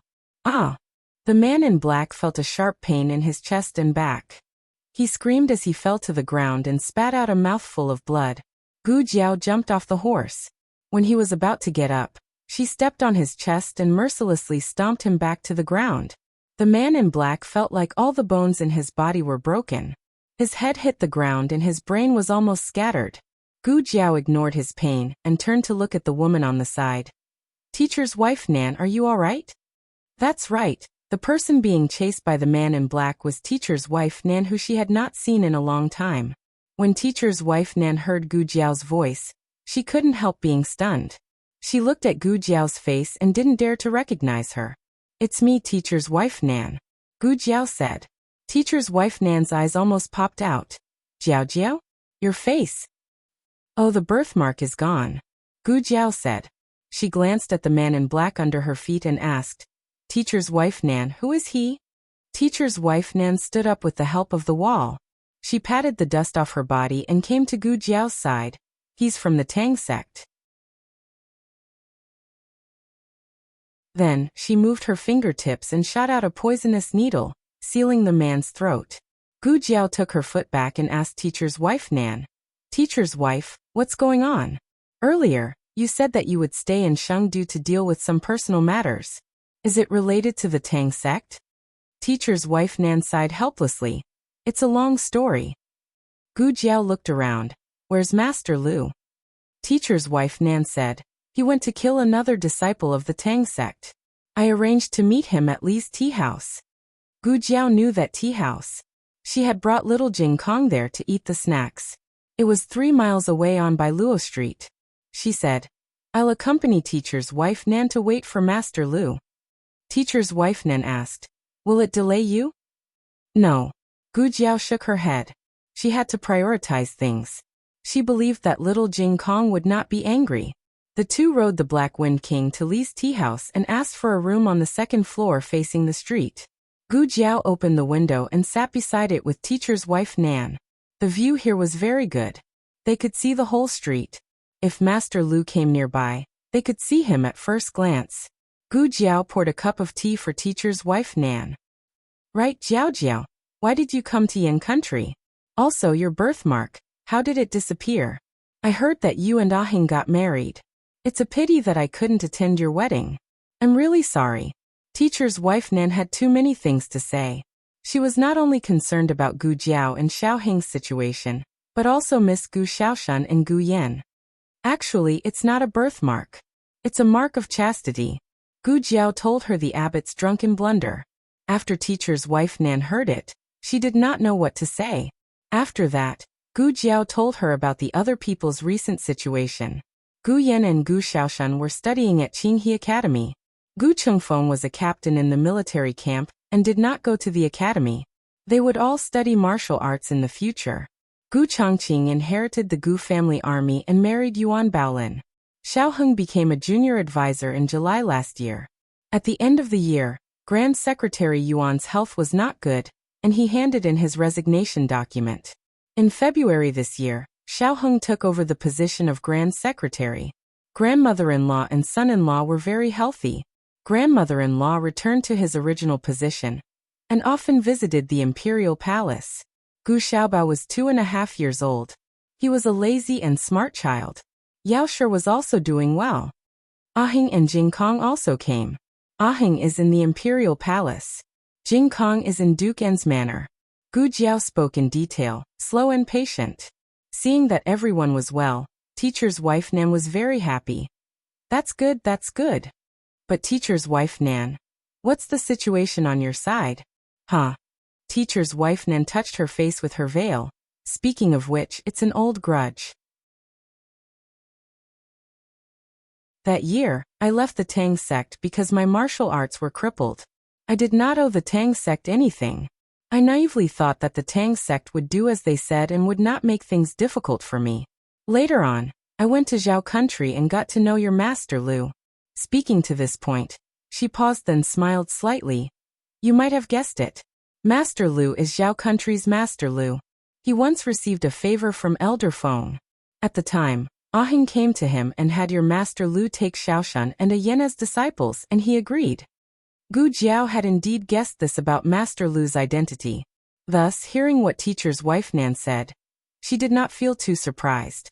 Teacher's wife Nan recalled and said, when I first got together with your Master Lu, my face was not disfigured. Unfortunately, I was noticed by the Emperor of Zhao country when I was sightseeing. I don't know what the Emperor of Zhao country was thinking. He clearly knew that I was already someone's wife, but he still invited the two of us into the imperial palace. He hosted a banquet in the imperial garden for the two of us. During the banquet, everyone drank a bit of wine. I went to the pavilion to the side to sober up, and did not think that I would offend Empress Xiao. What happened after that? Gu Jiao asked. Teacher's wife Nan picked up her teacup and smiled bitterly. After that, we left the banquet. On the way back, your Master Lu and I encountered an assassination attempt. My face was disfigured at that time. The culprit escaped without a trace, and I have not been able to find them after so many years. Gu Jiao rubbed her chin. Normal people would probably think that it was done by Empress Xiao. Teacher's wife Nan nodded. That's right. Your Master Lu and I suspected it at first, but so what if we suspected her? She is the Empress of Zhao country, and is the younger sister of Marquis Xianping. We are alone and weak, so we could not do anything to her.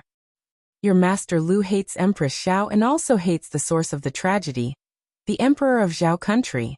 If it was not for him coveting my beauty and inviting the two of us into the palace, I would not have offended Empress Xiao. He no longer works for the court, and has been living in seclusion ever since. Not long after you left for battle last year, I once again encountered the culprit that had disfigured me. The newest chapter of this book is not finished yet. For more exciting content, please scan the QR code below to download the app.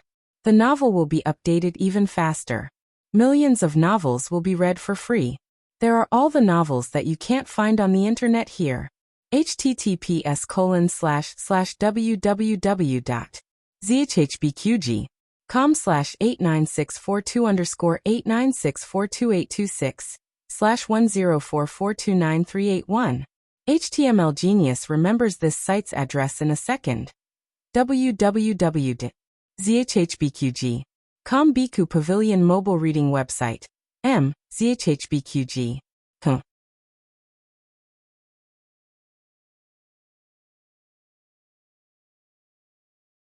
Chapter 964. The latest chapter of this book is not finished yet.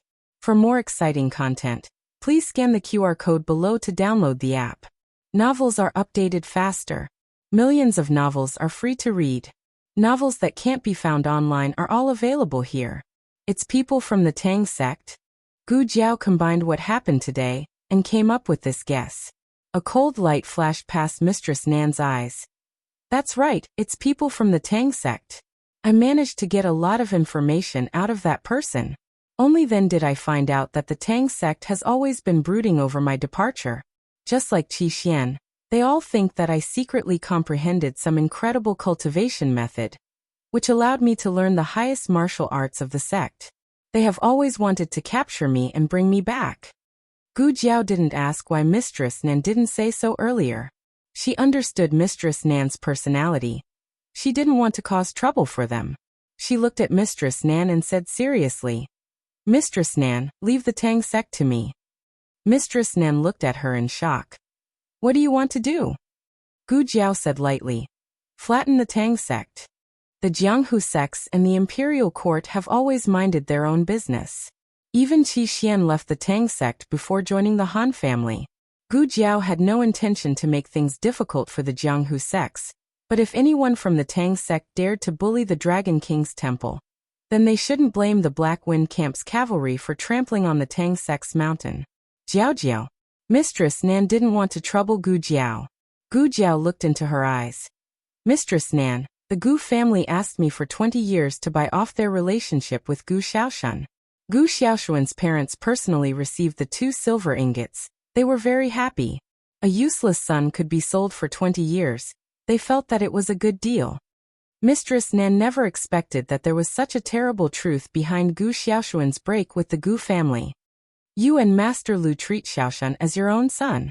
I don't want Xiaoshan to lose his parents who love him so much." Mistress Nan was silent. Gu Jiao continued. "What's more, when Yan was injured, didn't you all come to the Yan kingdom regardless of everything?" Master Nan and Master Lu's kindness to his 2 younger brothers could not be described in a few words. Gu Jiao would not allow anyone to harm Nan Sherngyang. The 2 of them sat for a while longer before Master Lu came over in a hurry. Nan Sherngyang waved at him from the 2nd floor. He looked up and saw his madam first. There was no doubt about it. But who was the young lady opposite madam? He went to the side room. "Are you hurt?" Madam Nan asked. "I didn't. What about you?" Master Lu asked. "I'm fine too. Let's see who's here." Madam Nan smiled at Gu Jiao.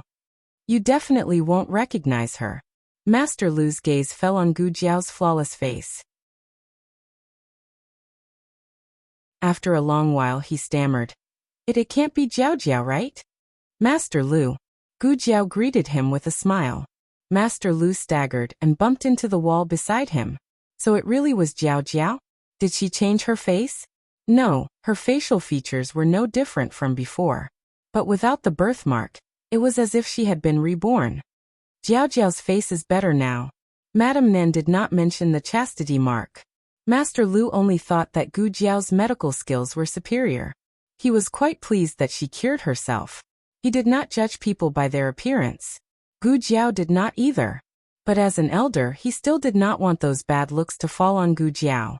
Gu Jiao asked, "Master Lu, Madame Nan, where do you live now? Is it still the same courtyard as before?" Madame Nan said gently, "We moved to the inner city. We live in Chui Lu Lane." Gu Jiao said happily, "It's in the same direction as the House of Duke." If you don't mind, you can go to the house of Duke for dinner tonight. Jing Kong will be very happy to see you. The two of them found it difficult to refuse such kindness. They went to a nearby car shop to rent a carriage, and went to the house of Duke with Gu Jiao. The three of them went to the house of Duke first. They did not see little Jing Kong. Instead, they met another familiar figure. He was dressed in white and had a tall figure. His face was handsome and noble. Who else could it be other than Mu Qingchen? When Mu Qingchen heard that the house of Duke had returned to Chengdu, he immediately put down his work and came to visit. He had just come out of the house of Duke and did not expect to meet Gu Jiao at the door. Even Madame Nan had heard that the commander of the Black Wind Cavalry was actually a woman. As a member of the 10 great aristocratic families, how could he not know? Gu Jiao was wearing a green dress with narrow sleeves and a girdle. Her body was light and her waist was slim.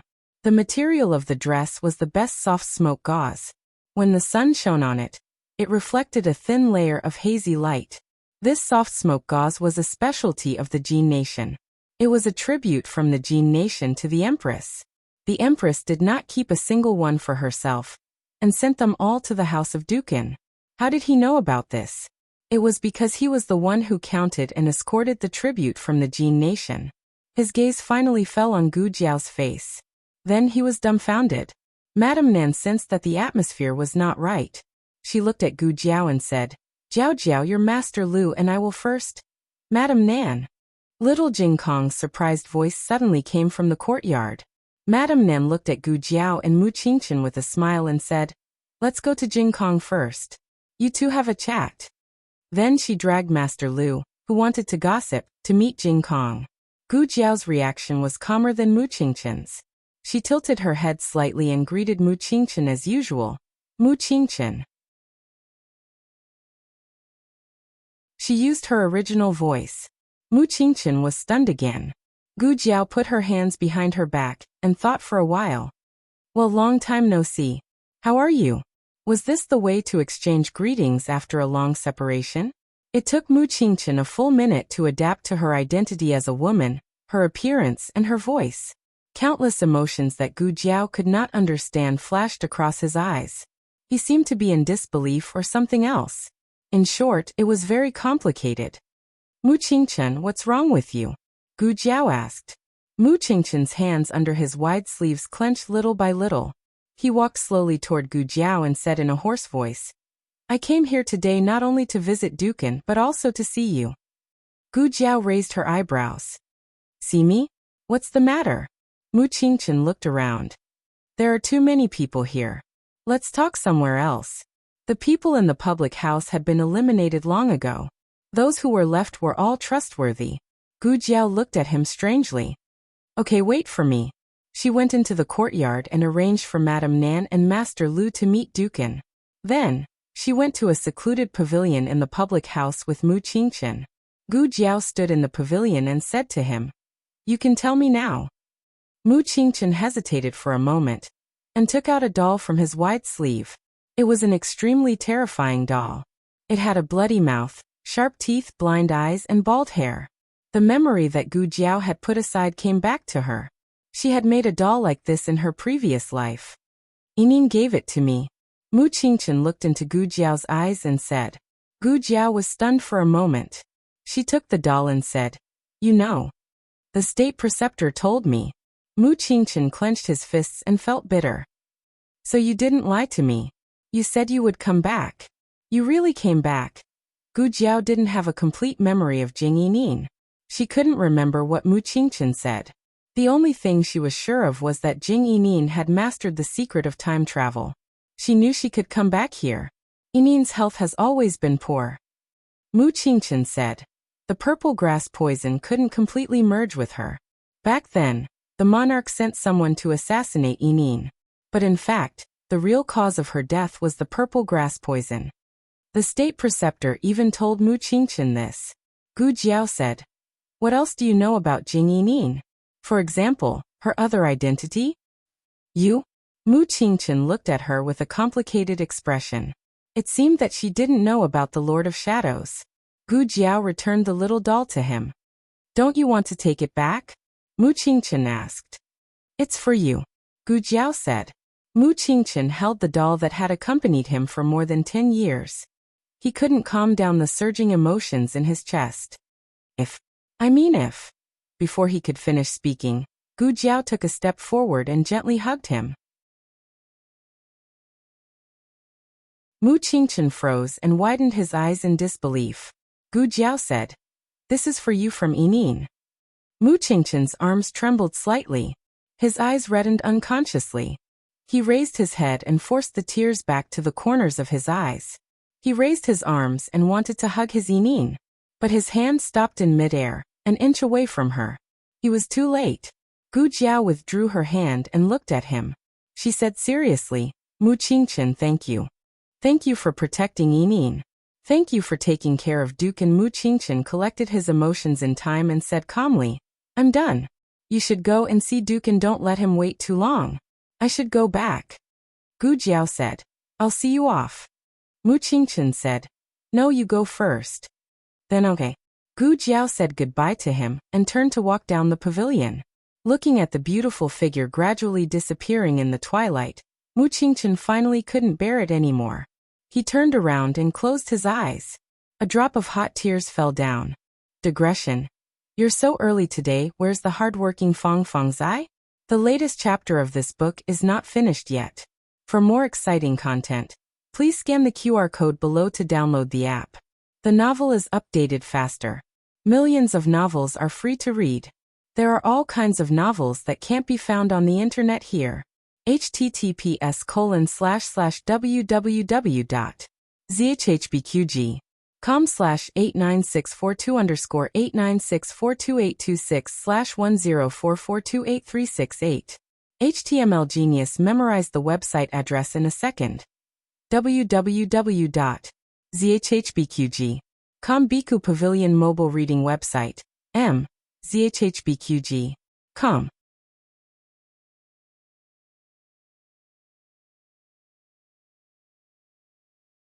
Chapter 965. The latest chapter of this book is not finished yet. For more exciting content, please scan the QR code below to download the app. The novel will be updated at a faster rate. Millions of novels will be read for free. All the novels that can't be found online will be available here. Gu Jiao returned to the main courtyard of Duke An's mansion. The people of the second branch also came, and the courtyard was very lively.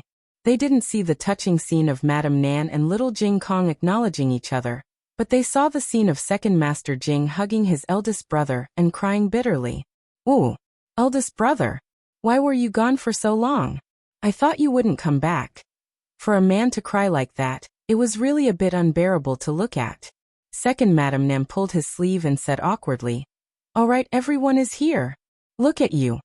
Dukin was also disgusted by his younger brother's tears and snot. Other than the couple of the second branch, there were a few unfamiliar faces in the courtyard. There was a 10-year-old boy and two 6- or 7-year-old girls. The three of them looked like second Master Jing and second Madame Nan, so they must be their children.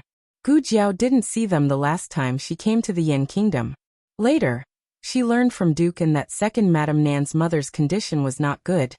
So she sent the three children to Yu City, which was 100 miles away, to accompany their grandmother. Not long before her wedding with Xiaoheng, second Madame Nan's mother's condition suddenly worsened. Second Master Jing and his wife went to Yu City to visit old Madame Nan, so they missed their wedding. Second Madame Nan didn't want to bother with her husband. She took Madame Nan's hand and said softly, "Sorry for making a fool of ourselves. Let's go and admire the flowers." Madame Nan was a person of Jianghu.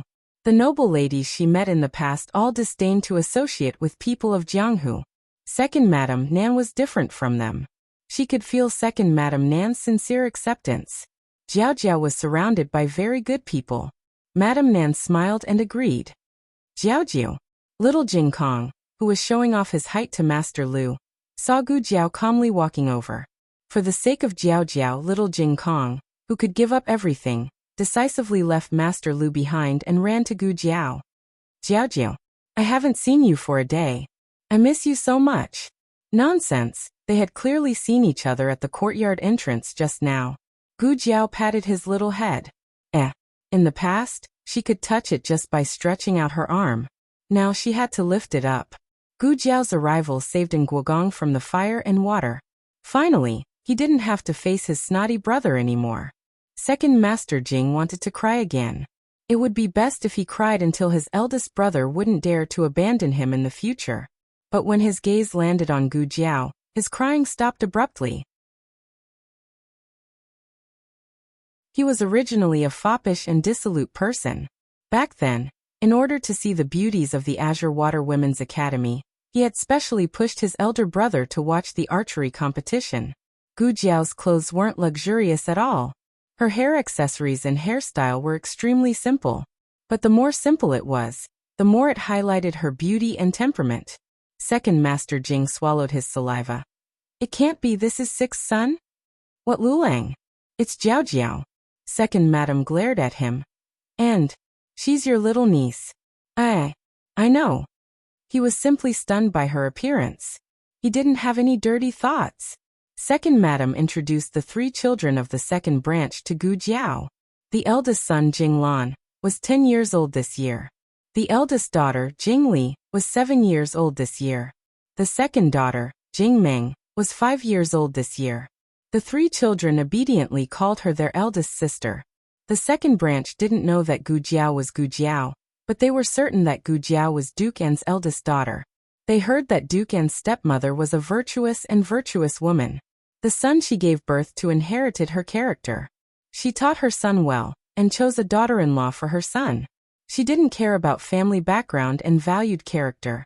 Gu Jiao had never seen the late old madam in this life, but she could feel the reason and kindness that the old madam had left behind in this harmonious family. All right, it's getting late. Let's go to the dining room to eat. As Duken spoke, he stood up from the wheelchair. Second Master Jing's body shook again. Damn. What the hell? His elder brother stood up. Duken was getting better day by day. Not only could he stand, but he could also walk more than 10 steps. It wasn't too strenuous. The whole family ate dinner at Duken's residence. After a long journey, Duken's body couldn't take it anymore and wanted to rest. He said gently to Gu Jiao, "You should go back to the palace early to rest. You're going to visit your granduncle tomorrow, right? He's in the Black Wind camp. I'm afraid he doesn't know that you're back. You can give him a surprise if you go there." Little Jing Kong jumped up. "I want to go too. I want to go too." Gu Jiao curved her lips. "Okay."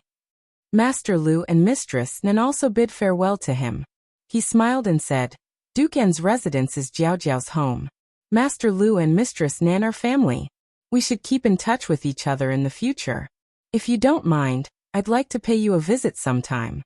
Master Lu was flattered. "Oh, this my humble house is shabby." Duken thought that he agreed and said with a smile, "Then it's settled. I'll pay you a visit in 3 days." He wasn't being polite. He was sincerely trying to befriend these 2 people from Jianghu. Master Lu was happy and moved. He didn't refuse and told him his home's address. "We'll be waiting for Duken at any time." Coming out of the Duken's residence, Gu Jiao looked up at the crescent moon in the sky. Ahing said that he would come to pick her up. Why didn't he come? Did something happen? Gu Jiao guessed correctly. Something did happen. Shang Guanyin needed to be operated on today to remove the screws. Gu Jiao and Xiaoheng went to the state teacher's hall. The children were left in the imperial palace to be taken care of by Wu Xixi and the wet nurses. Long Yi wasn't there because Long Yi didn't stay in Chengdu instead. He went to Dark Knight Island with Chong Kuan and his son. The imperial palace of De Yen was heavily guarded, so no bad people could sneak in. Before Gu Jiao and Xiaoheng arrived in Yen country, the twins lived peacefully like this. Therefore, no one felt that there was anything wrong with this arrangement. The problem was with a beauty in the imperial harem. This person's surname was Zhao. She was a beauty offered by the Dong family, one of the 10 great families. After Shang Guanyin ascended the throne, the power of the great families was reshuffled. The Nangong family and the Han family were completely removed. The remaining 9 great families also suffered great losses. In order to consolidate their power, the great families followed Jin country's example and offered beauties to the imperial palace. Among them, there was one named Zhao Yu. Zhao Yu was like his name. His face was delicate like jade, and his figure was tall and slightly thin. He belonged to the category of a weak willow in the wind. At dusk, when he was strolling in the imperial garden, he happened to see the twins being carried out by the wet nurse. Shang Guanyan had already announced to the public that the two were imperial grandsons. However, there was a secret rumor in the imperial palace. That was that imperial tutor Yi had used a secret technique from the state teacher's hall to give birth to a dragon for Shang Guanyan. In order to keep the secret, they announced to the public that they were the second prince's flesh and blood. There was no second prince before. How come when the twins came, the second prince popped out? Since they were the second prince's flesh and blood, why didn't they bring the second prince into the palace? The twins had been here for 2 months before the second prince and his wife arrived late. Don't tell me that the two children can come to the palace by themselves. Shang Guanyan must have spent 2 months to find a second prince from the people. The more Zhao Yu thought about it, the more he felt that he was too smart. He saw through everything that others did not see through. His Majesty gave all his love to the twins, and did not even look at the beauties in the imperial harem. Only when the twins were gone would His Majesty notice the beauties in the imperial harem. Anger rose from the heart, and evil grew from the side. Zhao Yu, who usually did not dare to speak loudly for fear of offending people, was overwhelmed by jealousy at this moment, and fell into a trance. He walked towards the twins. He was popular in the imperial harem, and the wet nurses also knew him. He smiled and went to greet the twins. No one knew that he actually knew a little about medicine. He knew that the palace was dangerous. In order to protect himself, he carried a self-defense poison all year round. That kind of poison was colorless and tasteless.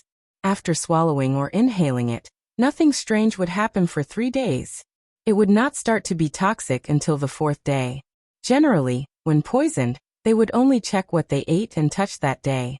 They would never check the contact 3 days ago. This method was very safe. The young prince and the young princess are so cute, he said with a smile.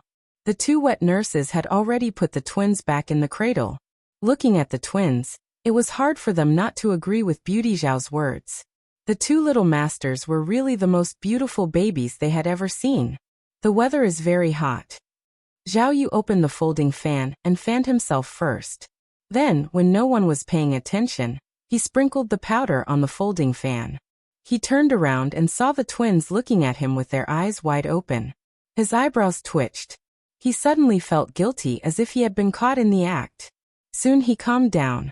No, it was just 2 babies. So what if they saw? Could they understand, or could they speak? Zhao Yu held the folding fan and walked towards the twins' cradle step by step. The twins looked at him for 3 seconds. Suddenly, they clenched their fists in tacit understanding and cried loudly. Oh, what's wrong with the young princess and the young prince? The older wet nurse was the first to speak. Everyone surrounded them, wanting to see what was wrong with the little masters. Zhao Yu was suddenly blocked outside. Now he couldn't fan them no matter how hard he tried. However, there was always a way out. He inadvertently found the perfect opportunity to commit a crime. The cradle was placed in the pavilion. The floor was hard and there were steps below. As long as he tripped the wet nurse in front of him, she would fall on the cradle and throw the twins out. The children's heads were heavy. If they fell, they would definitely hit their heads on the ground. If he was lucky enough, they might even roll down the steps. This would undoubtedly kill them. He decisively stretched out his foot. The wet nurse really didn't see it. She tripped on the spot and toppled the cradle. Ah, little master! She cried out involuntarily. Zhao Yu raised the corners of his lips proudly. But just as he was about to watch the 2 children fall to their deaths, something unexpected happened. The moment the 2 children hit the ground, they disappeared with a whoosh. Zhao Yu looked as if he had seen a ghost.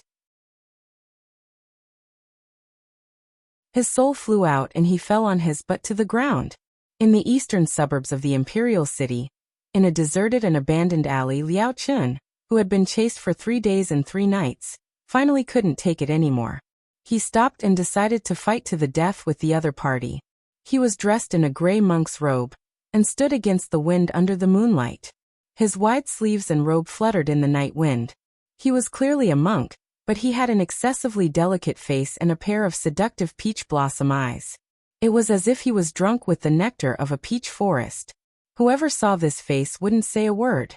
Where did this evil monk come from? However, the mole under his right eye gave him a sense of loneliness and mystery. The corners of his lips curled up. He sneered and said, "Cownose, I've tolerated you for a long time. You don't really think I can't beat you, do you?" Taoist Qingfeng was dressed in a blue Taoist robe. His black hair was tied up with a wooden hairpin. He had the air of an immortal. He said coldly, "I didn't ask you to be merciful." Liao Chen flicked his sleeves lightly and said with a smile, "I just stole your clothes and caused you to be watched by others under the moonlight. If worse comes to worst, I'll show you and you can come back." Taoist Qingfeng's eyes were cold. Shameless. He attacked Liao Chen with a killer move. Liao Chen narrowed his eyes. Is this stupid Cownose for real? Cownose has improved a lot this year. He tapped his toes and flew into the air. The monk's robe couldn't contain his inner strength. His powerful aura overflowed, almost forming a terrifying phoenix. Cownose, it's time for you to see how powerful I am. Don't blame me for not reminding you. Once the merciful palm is used, it won't stop until you die. Take this. As soon as he finished speaking, he charged toward Taoist Master Qingfeng. Wah! A small and childish voice suddenly sounded behind him. His body stiffened and his breath stagnated. With a scream, he fell from the sky. Along with him, there was also a little baby crying for milk. He reached out and caught him. Taoist Qingfeng wanted to take the opportunity to stomp him to death, but at the same time, another baby fell from the sky and hit Taoist Qingfeng. Saving people was an instinct, not to mention such a small child. Taoist Qingfeng caught the little guy in time. The two of them didn't understand what had happened. The next second, a small medicine box fell from the sky. No one caught it. It fell to the ground alone. A cold wind blew, and the medicine box was as quiet as a chicken. Taoist Qingfeng and Liao Chen looked at the baby in their arms and were both stunned. Digression. I woke up and saw so many monthly votes. Thank you, everyone. I'm the diligent Fong Fongzai. The latest chapter of this book is not finished yet.